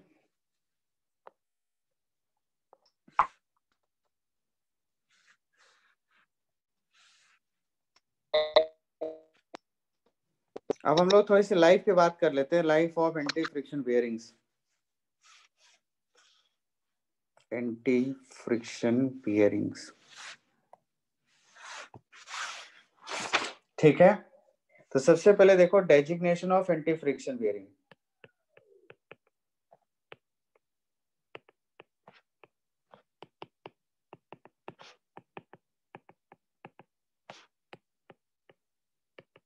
Designation of anti friction bearing, देखो इसको ऐसे डेजिग्नेट किया जाता है। देखो बियरिंग को बनाने वाला जो फर्स्ट कंपनी था वो एसकेएफ है ना, जिसने ट्राइबोलॉजी पे बात की। और ट्राइबोलॉजी का मतलब होता है friction, wear and lubrication, correct है। तो मैंने बताया था ना, जब बियरिंग का रिसर्च हुआ था तो एक रिवोल्यूशनरी चेंज हुआ था ना, क्योंकि फ्रिक्शन बहुत कम कर दिया तो बहुत कम पावर में बहुत कुछ आउटपुट मिलने लगा था, करेक्ट है। तो कुछ ये इस तरीके से डेजिग्नेट किया जाता है। पहले तो कंपनी का नाम लिखा हुआ एसकेएफ। अब तो बहुत सारी कंपनीज हैं, इवन जयपुर में कंपनी नेशनल बियरिंग्स करके वो भी बियरिंग बनाती है कि नहीं? लेकिन जो फर्स्ट रिसर्च हुआ था एसकेएफ ने किया था, तो ऐसे लिखा होगा एसकेएफ 6308। तो इसके अकॉर्डिंग अगर हम बात करें तो लास्ट के 2 डिजिट क्या होते हैं, इनका मल्टीप्लीकेशन बाई 540, ये बताता है millimetre in dia of journal, correct है। बो डाया किसे कहते हैं? बो डाया या साफ्ट डाया, कुछ भी कह सकते हो, करेक्ट। तो लास्ट के 2 डिजिट का 5 से मल्टीप्लीकेशन कर दो, करेक्ट है। तो वो आपको बताएगा डायमीटर ऑफ द जर्नल और डायमीटर ऑफ द बोर और diameter of the soft. Bore मतलब देखो ये बेरिंग है, करेक्ट है, तो इसका डायमीटर बताता हो, this is called as bore diameter. Is it clear? Next आता है दिस वन, ये लेटर बताता है types of series, types of series, correct है। और जो फर्स्ट लेटर बताता है ये बताएगा आपको types of anti friction bearing. और ये मैन्युफैक्चरर कोड हो गया,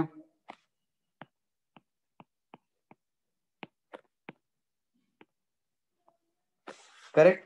तो टाइप्स ऑफ सीरीज की अगर मैं बात करूं, देखो टाइप्स ऑफ सीरीज की यहाँ पे, तो सपोज यहाँ पे होगी 6108, इसका मतलब हुआ कि ये 100 सीरीज की बेरिंग है, और 100 सीरीज की बेरिंग्स यूज होती है एक्स्ट्रा लाइट लोड के लिए,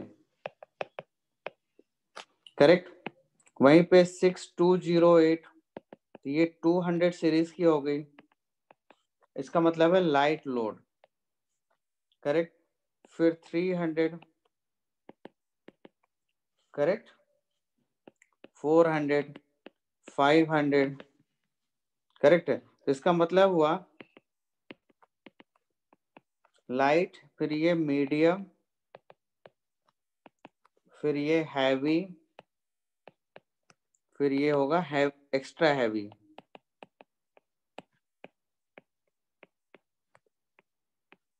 लोड,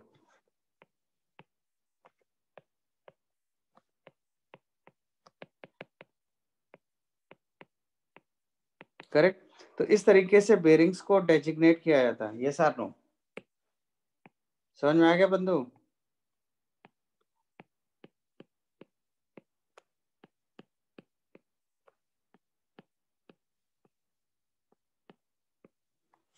हेलो,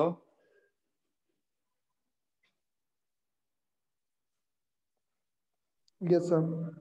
चलो अब नेक्स्ट बात करते हैं। कुछ टर्मिनोलॉजीज हैं जो बेरिंग्स में यूज होती हैं यहाँ पे।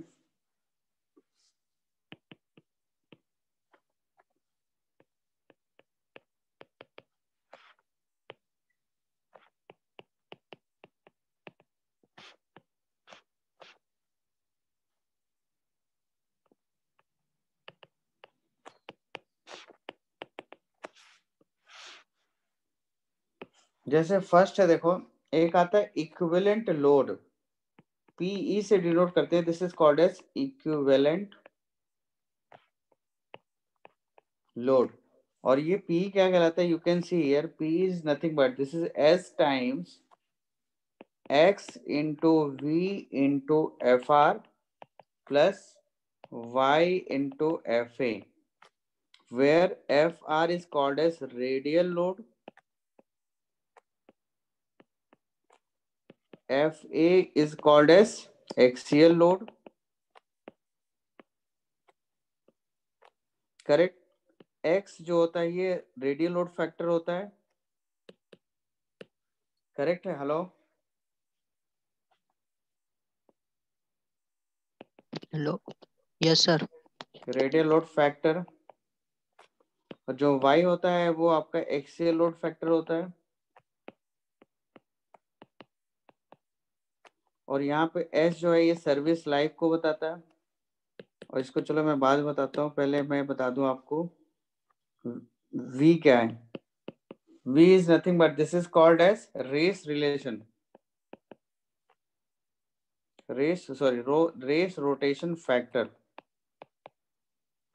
करेक्ट। इसकी वैल्यू 1 होगी when inner race is rotated।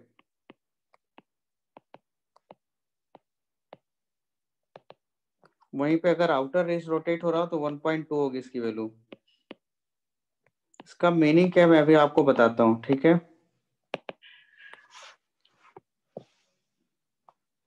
अब देखो यहाँ पे नेक्स्ट मैंने आपको बताया था जो एस होता है, दिस इज क्या होता है? ये सर्विस और शॉक फैक्टर भी कहते हैं इसे, सर्विस और शॉक फैक्टर, करेक्ट है। अगर यहाँ पे 1 है इसकी वैल्यू, जिसका मतलब स्टडी लोड है, करेक्ट। अगर इसकी वैल्यू 1.5 है तो लाइट शॉक है,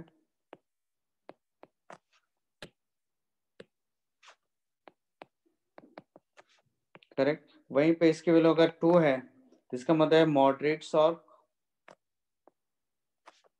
2.5 है इसकी वैल्यू अगर, तो इसे कहेंगे हैवी शॉक। और वहीं पे अगर 3.0 हो जाए तो ये कहलाएगा एक्स्ट्रा शॉक।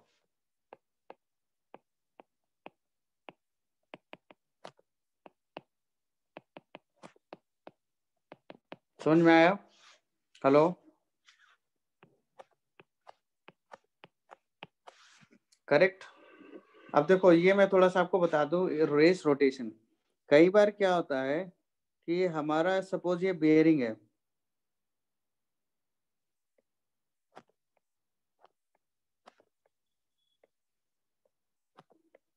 एक कई बार क्या होता है कि ये जो आउटर रेस है ये फिक्स्ड होगा और इनर रेस रोटेट करेगा। तो इस केस में हम inner race rotation factor use करेंगे, ठीक है? और कई बार ऐसा होता है कि हमारा इनर रेस फिक्स होता है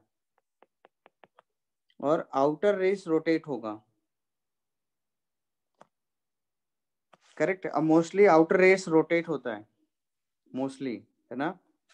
लेकिन ऐसा कंपलसरी नहीं है कि सिर्फ आउटर रेस ही रोटेट हो, इनर रेस आउटर रेस दोनों में से कोई सा भी एक रोटेशन पॉसिबल हो सकता है। करेक्ट है? तो समझ में आ गया कि नहीं बोलो? इसमें क्या होगा, inner race rotation,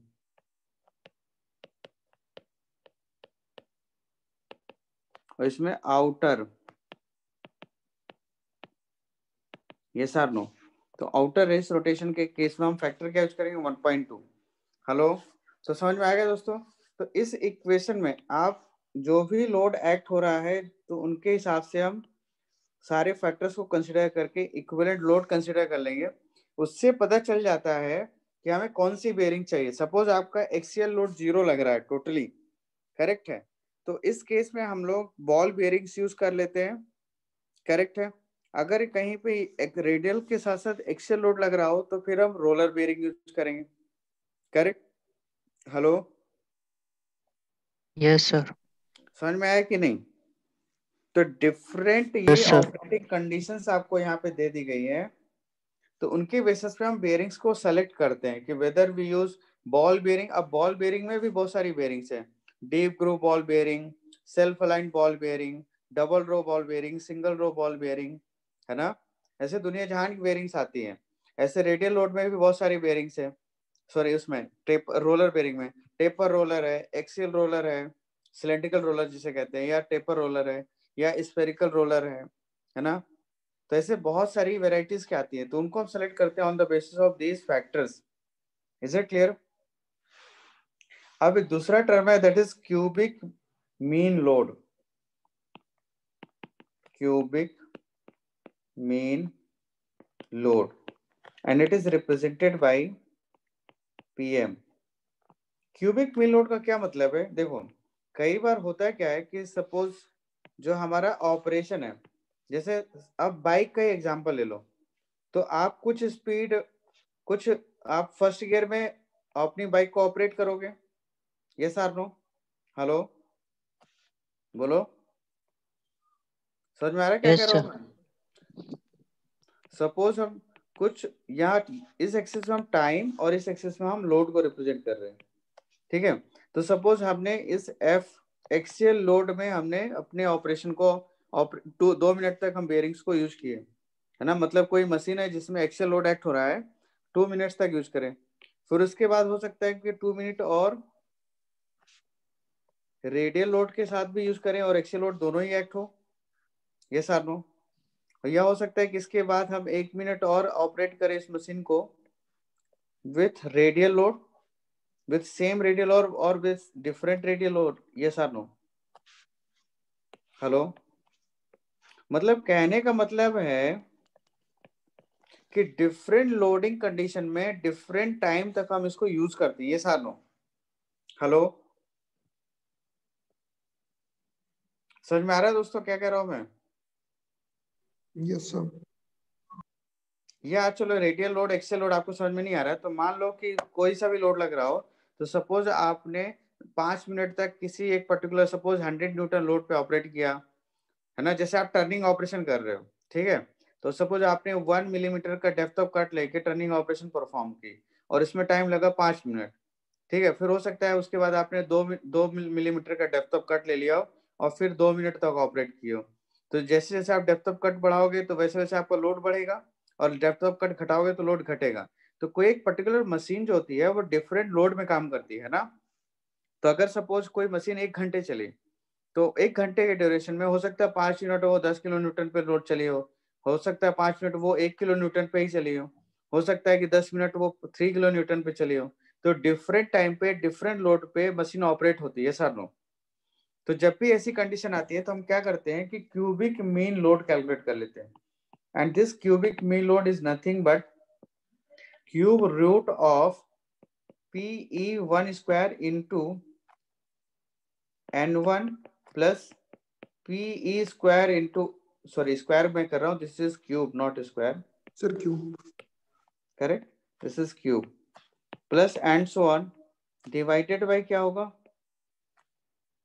N1 plus N1 N2 N2 plus and so on, है ना? और PE क्यों लिखा मैंने? क्योंकि हो सकता है कि उसमें सिर्फ एक्सियल लोड लग रहा हो सकता है कि एक्सियल और रेडियल दोनों लोड पे काम कर रहे हो, तो मुझे उनका भी तो इक्विवेलेंट लोड निकालना पड़ेगा पहले, है कि नहीं? जो हमने ये फॉर्मूला बताया था ऊपर वाला, करेक्ट? तो ये समझ में आ गया क्यूबिक मीन लोड का मीनिंग क्या है? Yes sir.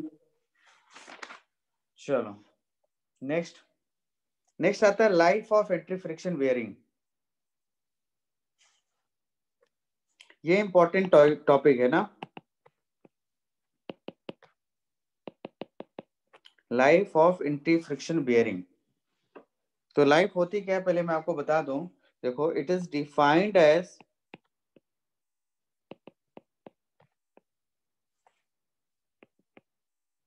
the number of revolution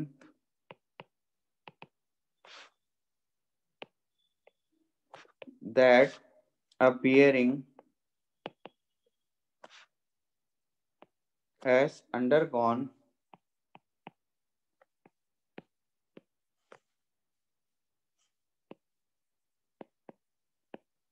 before the evidence of first fatigue crack, either in races or rolling elements। करेक्ट? समझ में आया क्या है? It is defined as the number of revolution that a bearing has undergone before the first evidence of first fatigue crack। मतलब fatigue crack, जब first time fatigue crack आएगा तो ठीक उसके पहले बेयरिंग ने कितनी लाइफ कंप्लीट की in terms of revolution, that is called as life of anti friction bearing. Yes और नो? हेलो, ठीक है बंदो? Yes sir. नेक्स्ट आता है नॉमिनल लाइफ। नॉमिनल लाइफ और इसी को कहते हैं rated life.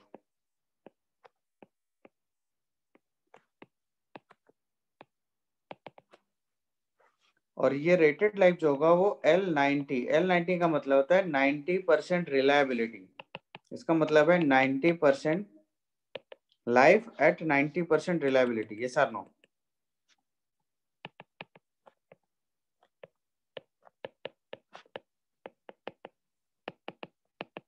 Life at 90% reliability का मतलब क्या है?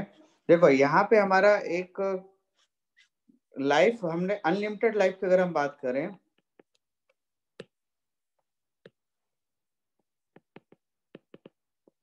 अनलिमिटेड लाइफ, तो अनलिमिटेड जैसा कुछ होता नहीं है। 1 मिलियन रिवोल्यूशन मतलब 10⁶ रिवोल्यूशन को हम यहाँ पे अनलिमिटेड लाइफ कहते हैं। करेक्ट है? हेलो, अब हमारे पास सपोज एक बैच है, एक बैच में 10 बियरिंग्स है, एक बैच में 10 बियरिंग्स है। तो अगर सपोज कोई लोड W हम अप्लाई कर रहे हैं, W load, correct, W load, तो इस लोड में अगर 9 बियरिंग्स इस अनलिमिटेड लाइफ को कंप्लीट किए। हेलो, समझ में आ रहा है क्या कह रहा हूं? 9 bearings can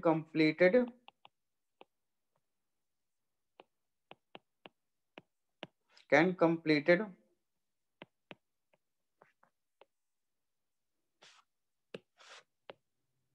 life of 1 million revolution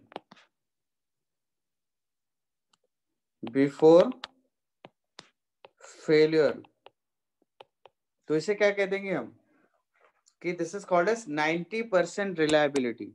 hello, इसका मीनिंग समझ में आया 90% रिलायबिलिटी का? हेलो सर एक बार ये फिर से मैक्सिमम है वो क्या है? लाइफ वाला पूरा फिर से देखो, चलो मैंने एक बैच में सपोज हमने 10 बेयरिंग ले ली है ना, करेक्ट? अब कोई लोड हमने सेलेक्ट किया, सपोज 10 किलो न्यूटन लोड, ठीक है? अब उस 10 किलो न्यूटन लोड में मैंने 1 बाय 1 हर एक बेयरिंग को ऑपरेट करना स्टार्ट किया। तो 10 में से 9 बेयरिंग ऐसी थी जिन्होंने 1 मिलियन रेवोल्यूशन को कंप्लीट कर लिया, उसके बाद फेल हुई। करेक्ट है? और एक बेरिंग ऐसी थी जिसने 1 मिलियन रेवोल्यूशन को कंप्लीट करने से पहले ही फेल हो गई। करेक्ट। तो हम कह सकते हैं कि जो हमारा बैच है बेरिंग्स का, उसकी रिलायबिलिटी 90% है। यस और नो? Yes sir. करेक्ट है। वहीं पे अगर 8 बेरिंग रजिस्ट कर पाती है, 8 बेरिंग लाइफ कंप्लीट कर पाती है और 2 फेल हो जाती तो रिलायबिलिटी कितनी हो जाती है वहां पे? 80%। 80%। तो अब इसका मतलब समझ में आ गया? बोलो। यस जो सर। L90 मैंने लिखा, इसका समझ में आया कि नहीं? मीनिंग? Yes sir. अब देखो, अब अगर मैं रेटेड लाइफ और नॉमिनल लाइफ को डिफाइन करूं तो सिंपली हम कह सकते हैं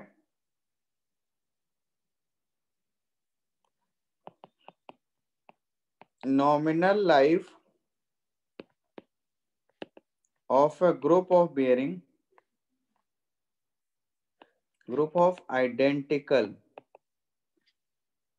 identical bearings is defined as the number of revolution that 90% of the bearing of the group of bearing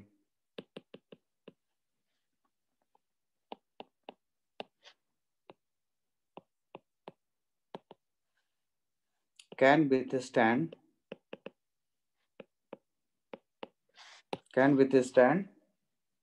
or exceeds before the first fatigue crack. Yes or no? The nominal life of group of identical bearings is defined as the number of revolution that 90% of the group of bearing can withstand without first fatigue failure. Yes or no? This is called as, इसे क्या कहेंगे हम? Nominal life और rated life, L90। Correct. Hello. तो यहाँ पे जो मैंने 1 मिलियन रेवोल्यूशन कहा है, एक्चुअली एनी रेवोल्यूशन लिख देता हूँ, कोई भी आपने फिक्स किया हो स्टैंडर्ड। करेक्ट है। 9 bearings can completed life of। Sir ये बैच की मैक्सिमम लाइफ होगी क्या? ये पूरे बैच की? हाँ यस, पूरे बैच की नहीं है। सपोज ऐसा भी हो सकता है, जरूरी नहीं कि 1 मिलियन रेवोल्यूशन ही कोई बेयरिंग कंप्लीट करे उस पर्टिकुलर लोड में, है ना? Yes sir. देखो आप क्या, ओहो क्या हो रहा है, ये सब डिलीट क्यों हो रहा है? देखो हमारे पास सपोज एक बैच आपने लिया बेयरिंग्स का, और उसमें सपोज 10 बेयरिंग्स ले लिया हमने। करेक्ट है। अब यस सर। किसी एक पर्टिकुलर लोड में आपने टेस्ट करना स्टार्ट किया ना, सपोज लोड यहाँ पे था W, इस लोड पे टेस्ट करना स्टार्ट किया बेयरिंग्स को। करेक्ट है। तो हम बेयरिंग को इस लोड में तब तक घुमाएंगे जब तक वो फेल ना हो जाए। करेक्ट है। Yes sir. 1 by 1। तो मे भी हो सकता है कि 90% बेयरिंग्स, यानी 90% बेयरिंग्स इस बैच की हो सकता है कि मान लो कि 1000 RPM कंप्लीट करे उसके बाद फेल हो गए। अच्छा ठीक है ना? 1000 रेवोल्यूशन के बाद फेल हो गए हो। मे भी हो सकता है कि ये 2000 RPM के बाद फेल हो गए हो। यस और नो? तो ऐसी कोई सा भी एक RPM होगा, एक इस बोलो रेवोल्यूशन, नॉट RPM, मैं रेवोल्यूशन बोलूंगा इसे।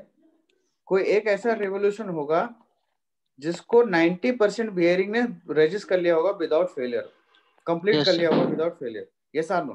तो जो भी स्पीड, सपोज मान लो कि 5, सपोज हम यहाँ पे कहते हैं कि 1 मिलियन रेवोल्यूशन 90% बियरिंग ने कंप्लीट कर ली इस पर्टिकुलर गिवन लोड में, तो इस ग्रुप ऑफ बियरिंग की जो लाइफ होगी, नॉमिनल लाइफ, वो 1 मिलियन रेवोल्यूशन कहलाएगी। ऑल्दो इनमें से एक बियरिंग ऐसा होगा जो 1 मिलियन कंप्लीट करने से पहले भी फेल हो चुका हो। सर ये भी हो सकता है कि एक बियरिंग ऐसा भी हो कि ज्यादा कर ले। ज्यादा करेगा तो कोई दिक्कत नहीं है, ज्यादा किया मतलब 100% रेटेड लाइफ हो गई ना। हाँ हाँ सर है कि पूरे नहीं? हाँ हाँ, हमें देखना है, देखो ऐसा उस एग्जाम्पल पर्टिकुलर है, बियरिंग की होगी ना, लेकिन देखो 1 2 3 4 5, ऐसा नहीं,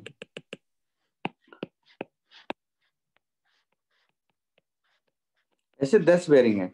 हो सकता है कि एक बेरिंग ने 10⁴ रिवोल्यूशन कंप्लीट किया हो सकता है किसी बेरिंग ने 5 × 10⁴ रिवोल्यूशन कंप्लीट किया हो सकता है किसी बेरिंग ने 4 × 10⁴ बेरिंग्स 4 स्पीड कंप्लीट किया हो।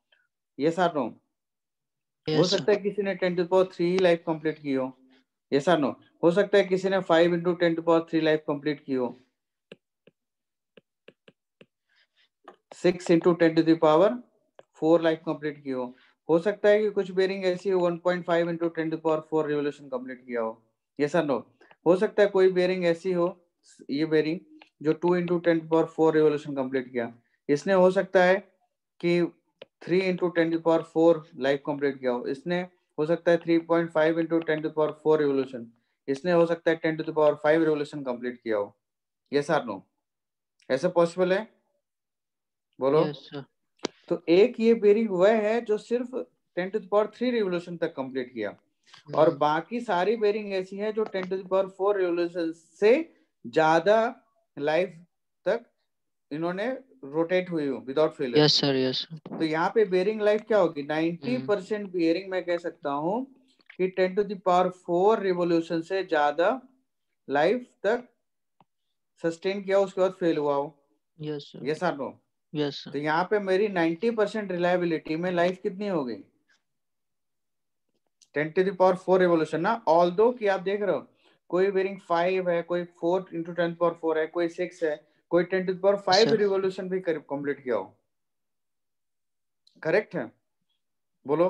अगर मैं यहीं पे बोलो कि 80% रिलायबिलिटी में, आप बोलो कि कितनी लाइफ है, कितनी लाइफ होगी 80% रिलायबिलिटी में, तो आप मुझे बता सकते हो कितनी सारी लाइफ कितनी लाइफ होगी 80% रिलायबिलिटी में? 80% में तो ये देखो 5 4 6 1.5 2, तो मैं वही कह सकता हूँ एक और 1.5 हट × जाएगी। 10⁴ रिवोल्यूशन ये लाइफ होगी। अगर मैं आपको कहता हूँ 50% रिलायबिलिटी में बताओ लाइफ कितनी है, ठीक है? तो देखो अगर मैं 4 को यहाँ पे ले लूं, 4 से ऊपर कितनी है? 1 2 3 है, और ये 4 है ना? Yes sir. करेक्ट है? या फिर मैं इससे थोड़ा सा नीचे और आ जाता हूँ, 3 ले लेता हूँ, या 3.5 ले लेता हूँ। तो 1 2 3, क्या 1 2 3 4, और कौन सा है? ये 5। तो यहाँ पे इन पांचों में देखो सबसे कम कौन सा है? तो 3.5 × 10⁴ हुआ कि नहीं? Yes sir. बोलो। तो इतनी हम कह सकते हैं 50% रिलायबिलिटी में लाइफ 3.5 × 10⁴ होगा। हेल्प 10% रिलायबिलिटी में बताओ, तो मैं लिख सकता हूँ डायरेक्ट 10⁵ है कि नहीं? बोलो। Yes sir. तो इसका मीनिंग समझ में आ गया? Yes sir. सर मतलब वो 10⁶ वो पर्टिकुलर के लिए लिया हुआ केस नहीं, है वो ना? हमारी स्टैंडर्ड है, अच्छा, स्टैंडर्ड। ठीक है ना? हम ठीक है। ऐसी बेरिंग बनाएंगे जो मिनिमम उतना लाइफ तो कंप्लीट करे ही, अच्छा। ठीक है ना? Yes sir. चलो अब आगे बढ़े। इतना कॉन्सेप्ट समझ में आ गया? रेटेड लाइफ का कॉन्सेप्ट समझ में आ गया कि नहीं? जरूरी नहीं है ना कि 1 रिवोल्यूशन की ही बेरिंग यूज की जा रही हो, कोई ऐसे भी एप्लीकेशन होंगे, हो सकता है जो 1000 2000 बार ही रिवोल्यूशन हो, उससे ज्यादा रिवोल्यूशन ही ना हो, बट वहां पे लोड कैरिंग कैपेसिटी और ये सब कुछ अलग हो, कंडीशन हो। ये सर नो। तो एवरी टाइम 10⁶ रिवोल्यूशन को लेके ही बेरिंग हमेशा डिजाइन नहीं की जाती है, ठीक है ना? एप्लीकेशन के बेसिस पे हो सकता है कि 10⁴ रिवोल्यूशन तक ही लाइफ की रिक्वायरमेंट हो, उससे ज्यादा लाइफ की रिक्वायरमेंट हो ही ना बेरिंग की, लेकिन वहां पे लोड कैरिंग कैपेसिटी बहुत ज्यादा होना चाहिए, तो मैं उसके हिसाब से बेरिंग डिजाइन करूंगा ना, है कि नहीं? बोलो। Yes sir. अब देखो यहाँ पे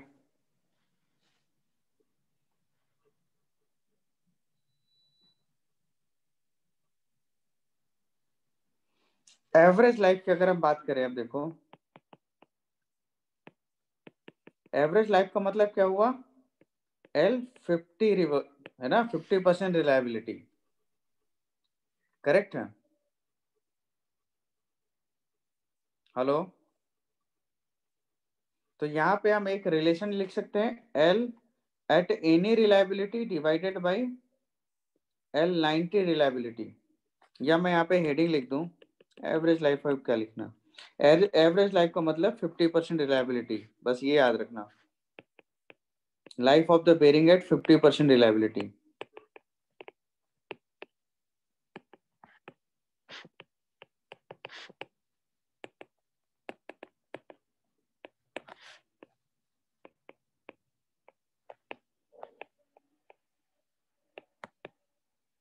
समझ में आ गया?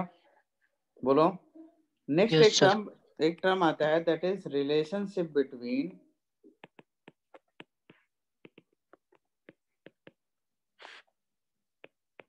L90 and life at any reliability।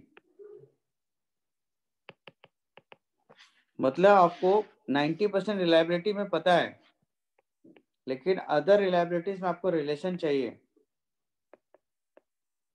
Correct?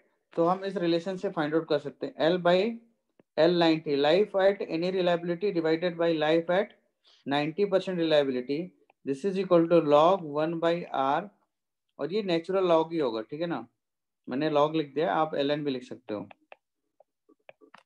और यहाँ पे जो r है इट्स रिप्रेजेंट्स रिलायबिलिटी, है ना, तो R90 का मतलब होता है 90% रिलायबिलिटी।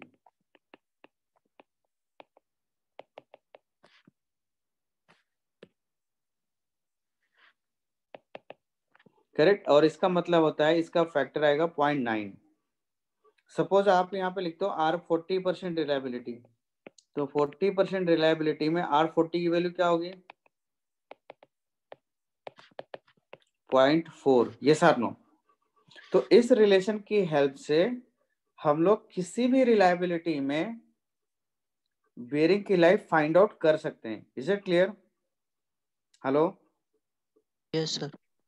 अगर आपको L90 के रिस्पेक्ट में पता है कि 90% रिलायबिलिटी में आपकी बेरिंग की लाइफ अगर सपोज 1 मिलियन रिवोल्यूशन है, ठीक है, और आपसे पूछता है कि भाई 40% रिलायबिलिटी के केस में बताओ लाइफ कितनी होगी, तो सिंपली आप पता कर सकते हो कि 1 million revolution into log 1/0.4 divided by log 1/0.9 to to the पावर 1/1.17, यहाँ से आपको L life at any reliability मिल जाएगा।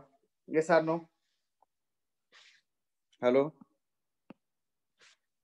Yes sir. अब एक टर्म आता है basic dynamic load capacity, and very important, मैं इसको स्टार मार्क कर देता हूँ, यहां से गेट का क्वेश्चन आएगा। बेसिक डायनामिक लोड कैपेसिटी, ठीक है, तो इसका डेफिनेशन लिख देता हूं पहले, क्या होता है, it is defined as the maximum load that 90% of the group of bearing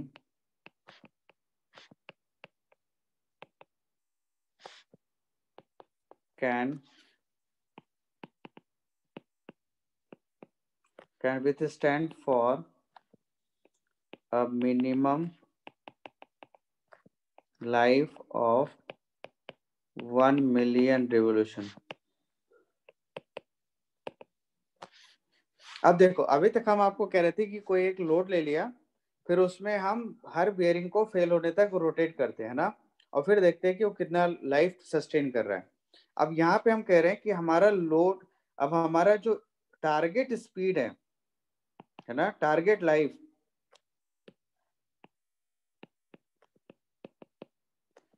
वो है 1 मिलियन रिवोल्यूशन, करेक्ट है, 1 मिलियन रिवोल्यूशन हमारा टारगेटेड लाइफ है। तो सपोज आपने W1 is equal to 10 kilo newton load लिया, और इस लोड पे जब हम ऑपरेट करने स्टार्ट किए तो इसमें 7 बेरिंग ऐसी थी, 7 bearings out of 10 bearings, 7 bearing out of 10 bearings जिन्होंने 1 मिलियन रेवोल्यूशन को कंप्लीट किया और फेल हो गई, ये सार लो। फिर हमने W2 लोड लिया जिसमें हमने 8 किलो न्यूटन का लोड अप्लाई किया, और ये जैसे हम घटा रहे हैं वैसे हम बढ़ा भी सकते हैं ना, ऐसा कुछ फिक्स नहीं है। एग्जाम्पल के तौर पर बता रहा हूँ। तो आपने देखा कि 8 हब बियरिंग ऐसी होगी आउट ऑफ 10 बियरिंग्स जिन्होंने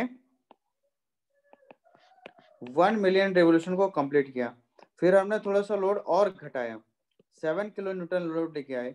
तो इसमें आपने देखा कि 9 बियरिंग्स ने आउट ऑफ 10 बियरिंग्स जिन्होंने 1 मिलियन रेवोल्यूशन को कंप्लीट किया, ये सालों। तो इससे पता चला कि भाई जो बेसिक डायनामिक लोड कैपेसिटी है,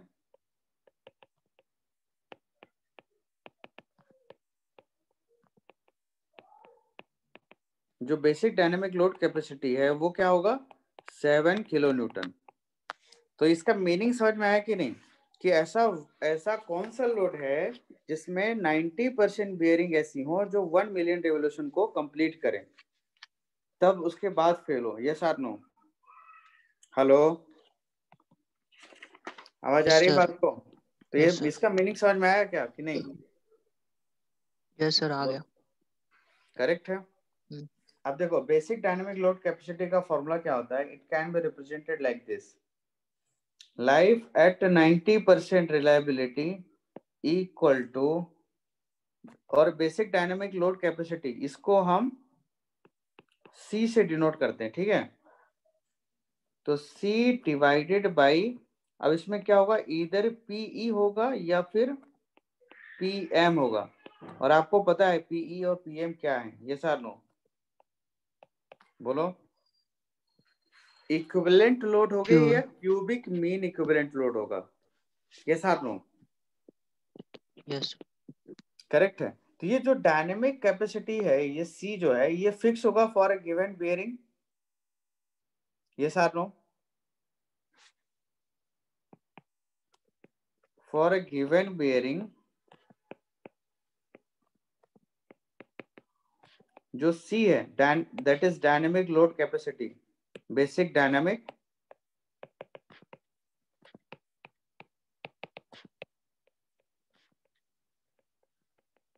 कैपेसिटी, ये कांस्टेंट होगा कि नहीं, बोलो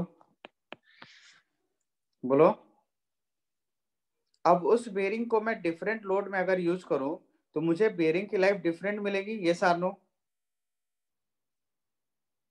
yes hello, sir. Different operating condition में अगर यूज करूं तो मुझे डिफरेंट ऑपरेटिंग कंडीशन में उस बेरिंग की लाइफ डिफरेंट मिलेगी कि नहीं? Yes sir.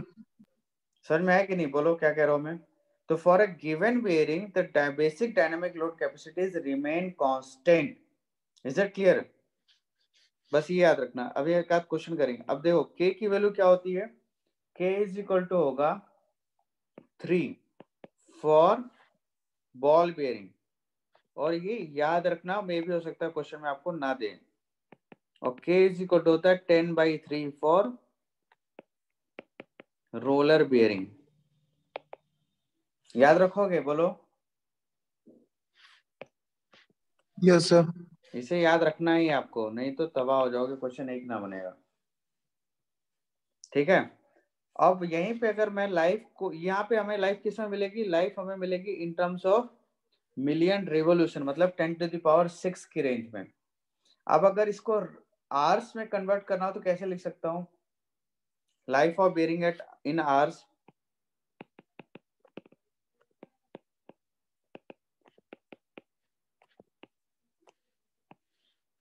देखो एन जो होता है ये क्या होता है, रेवोल्यूशन पर मिनट, ये साथ नो? हेलो, तो अगर मैं इसमें 60 का मल्टीप्लाई कर दूं और 60 को डिवाइड कर दूं, मतलब 60n लिख दूं अगर, तो मैं इसको लिख सकता हूं ऐसे, revolution per hour. Yes or no, बोलो? समझ में आ रहा है क्या कह रहा हूं? देखो यस सर। Yes sir. 60/60 का अगर हम यहाँ पे डिवाइड कर दें और ये रिवोल्यूशन की जगह यहाँ पे मिनट ही हो, तो हम सिंपली लिख सकते हैं this is equal to 60 revolution per R, और एन तो रह ही गया।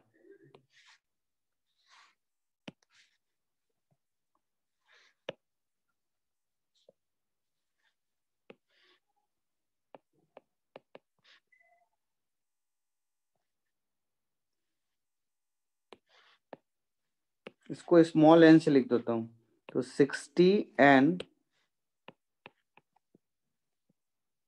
रिवॉल्यूशन पर आवर, ऐसे लिख सकते हैं इसको।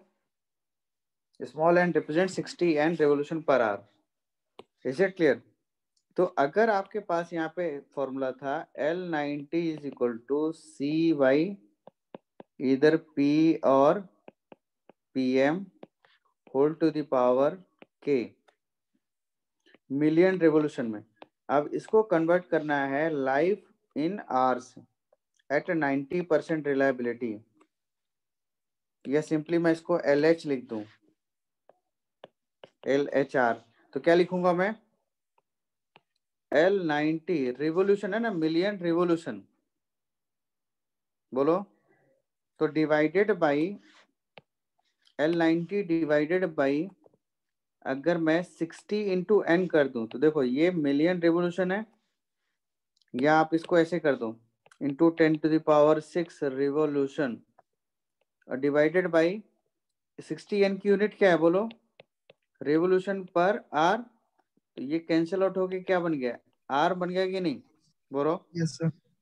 तो simply life in yes. Hours क्या लिख सकते हैं हम? इधर लिख दूं कहीं पे,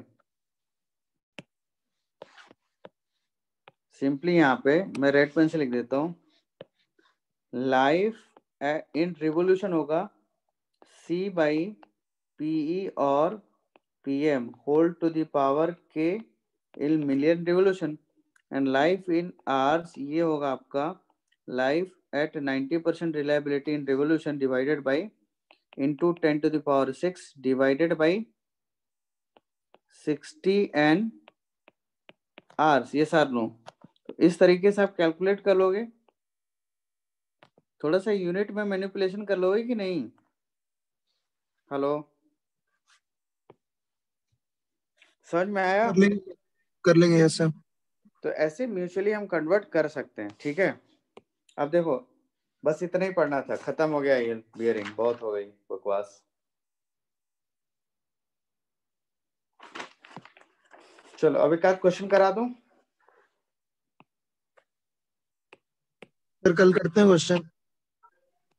अरे कर लो, फिर कल नया टॉपिक पढ़ाऊंगा। क्वेश्चन आप खुद कर लेना, सेल्फ सर्विस, छोटे छोटे क्वेश्चन है, ठीक है ना। देखो कह रहा है what is the condition for load acting on the ball bearing if its life is to be half. समझ में आ रहा है क्या? देखो what is the condition for the load acting on a ball bearing if its life is to be half। बता सकते हो इसका रिलेशन? देखो मैं बता देता हूँ पहले।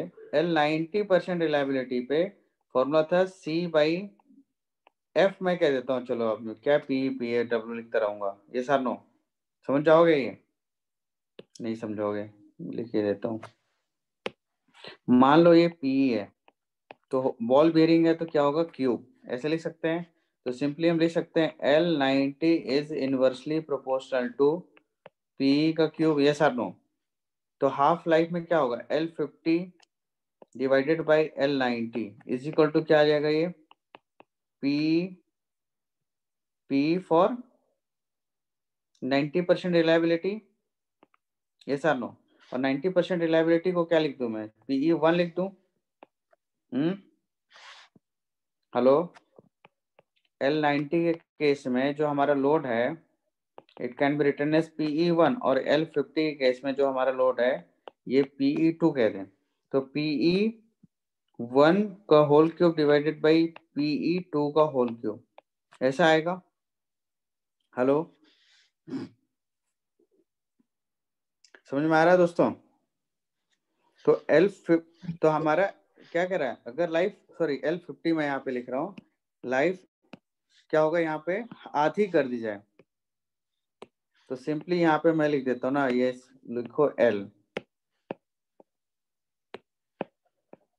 यहाँ पे मैं लिखता हूँ ऐसे कुछ,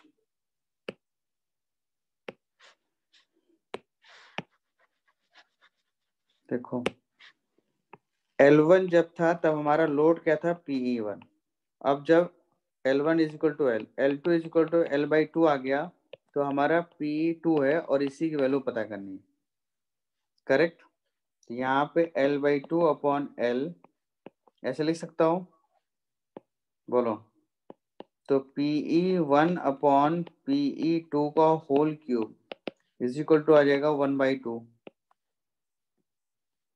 तो PE2 क्या आ गया, इस क्यूब को हटाओ तो यहाँ पे 1/3 आ जाएगा। यस और नो? इसकी वैल्यू क्या आएगी, 0.5 टू द पावर 3, 0.125। तो PE2 क्या आ गया, PE1 upon 0.125, 1 divided by this.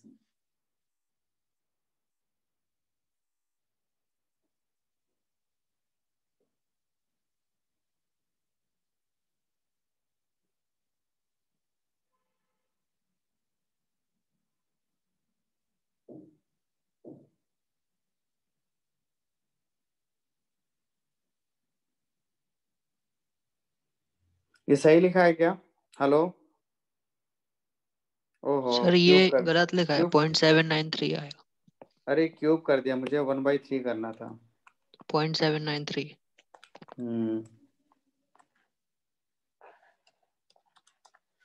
तो इसकी वैल्यू डायरेक्ट में लिख देता हूँ, 0.793। ये आएगा 1.25 टाइम्स ऑफ P1, करेक्ट। ये वैल्यू आती है, मतलब अगर लाइफ आप कम कर दोगे तो 1.25 तक टाइम्स, मतलब 25% ज्यादा लोड आप अप्लाई कर सकते हो। इसका कहने का मतलब ये है, ठीक है। चलो ठीक है, फिर कल ही क्वेश्चन करेंगे। और बेयरिंग्स कंप्लीट हो गया। ये बहुत बड़ा टॉपिक था बेयरिंग, है ना।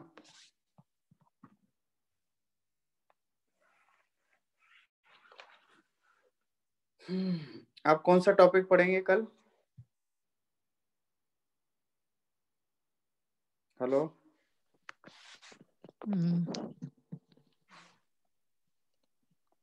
सर अब क्या रह गया, अब एक ही रह गया ना, अब तो शाफ्ट वो की रह गया है। हाँ, कीज पढ़ेंगे, और थोड़ा सा मैं की के साथ आपको गियर भी बताऊंगा ना, स्पर यस सर। गियर की डिजाइन, बीम स्टर्न कैसे कैलकुलेट करते हैं। तो कल कंप्लीट हो जाएगा, ठीक है ना। कुछ प्रॉब्लम्स करेंगे पहले बेयरिंग्स के, फिर मैं कीज के कॉन्सेप्ट बताऊंगा, थोड़ा सा शाफ्ट का और थोड़ा सा गियर का, बस। ठीक है। तो कल यस लास्ट क्लास रहेगी क्या? देखता हूँ कुछ और बचेगा तो फिर और देख लेंगे, यस सर। ठीक है ना। बहुत जल्दी खत्म हो गया। बहुत जल्दी, 10 दिन से पढ़ा रहे हैं। हाँ सर, फिर भी। तो शॉर्ट में पढ़ रहे हैं ना, उतना डिटेल में नहीं पढ़ रहे हैं जितना डिटेल आप लोग यूनिवर्सिटी एग्जाम के लिए पढ़ते हो। यहाँ पे काफी शॉर्ट में पढ़ते हैं ना हम लोग। Yes sir. हम्म, लीव कर दे सर। चलो ठीक है, हाँ मीटिंग एंड करते हैं। Yes sir, thank you sir.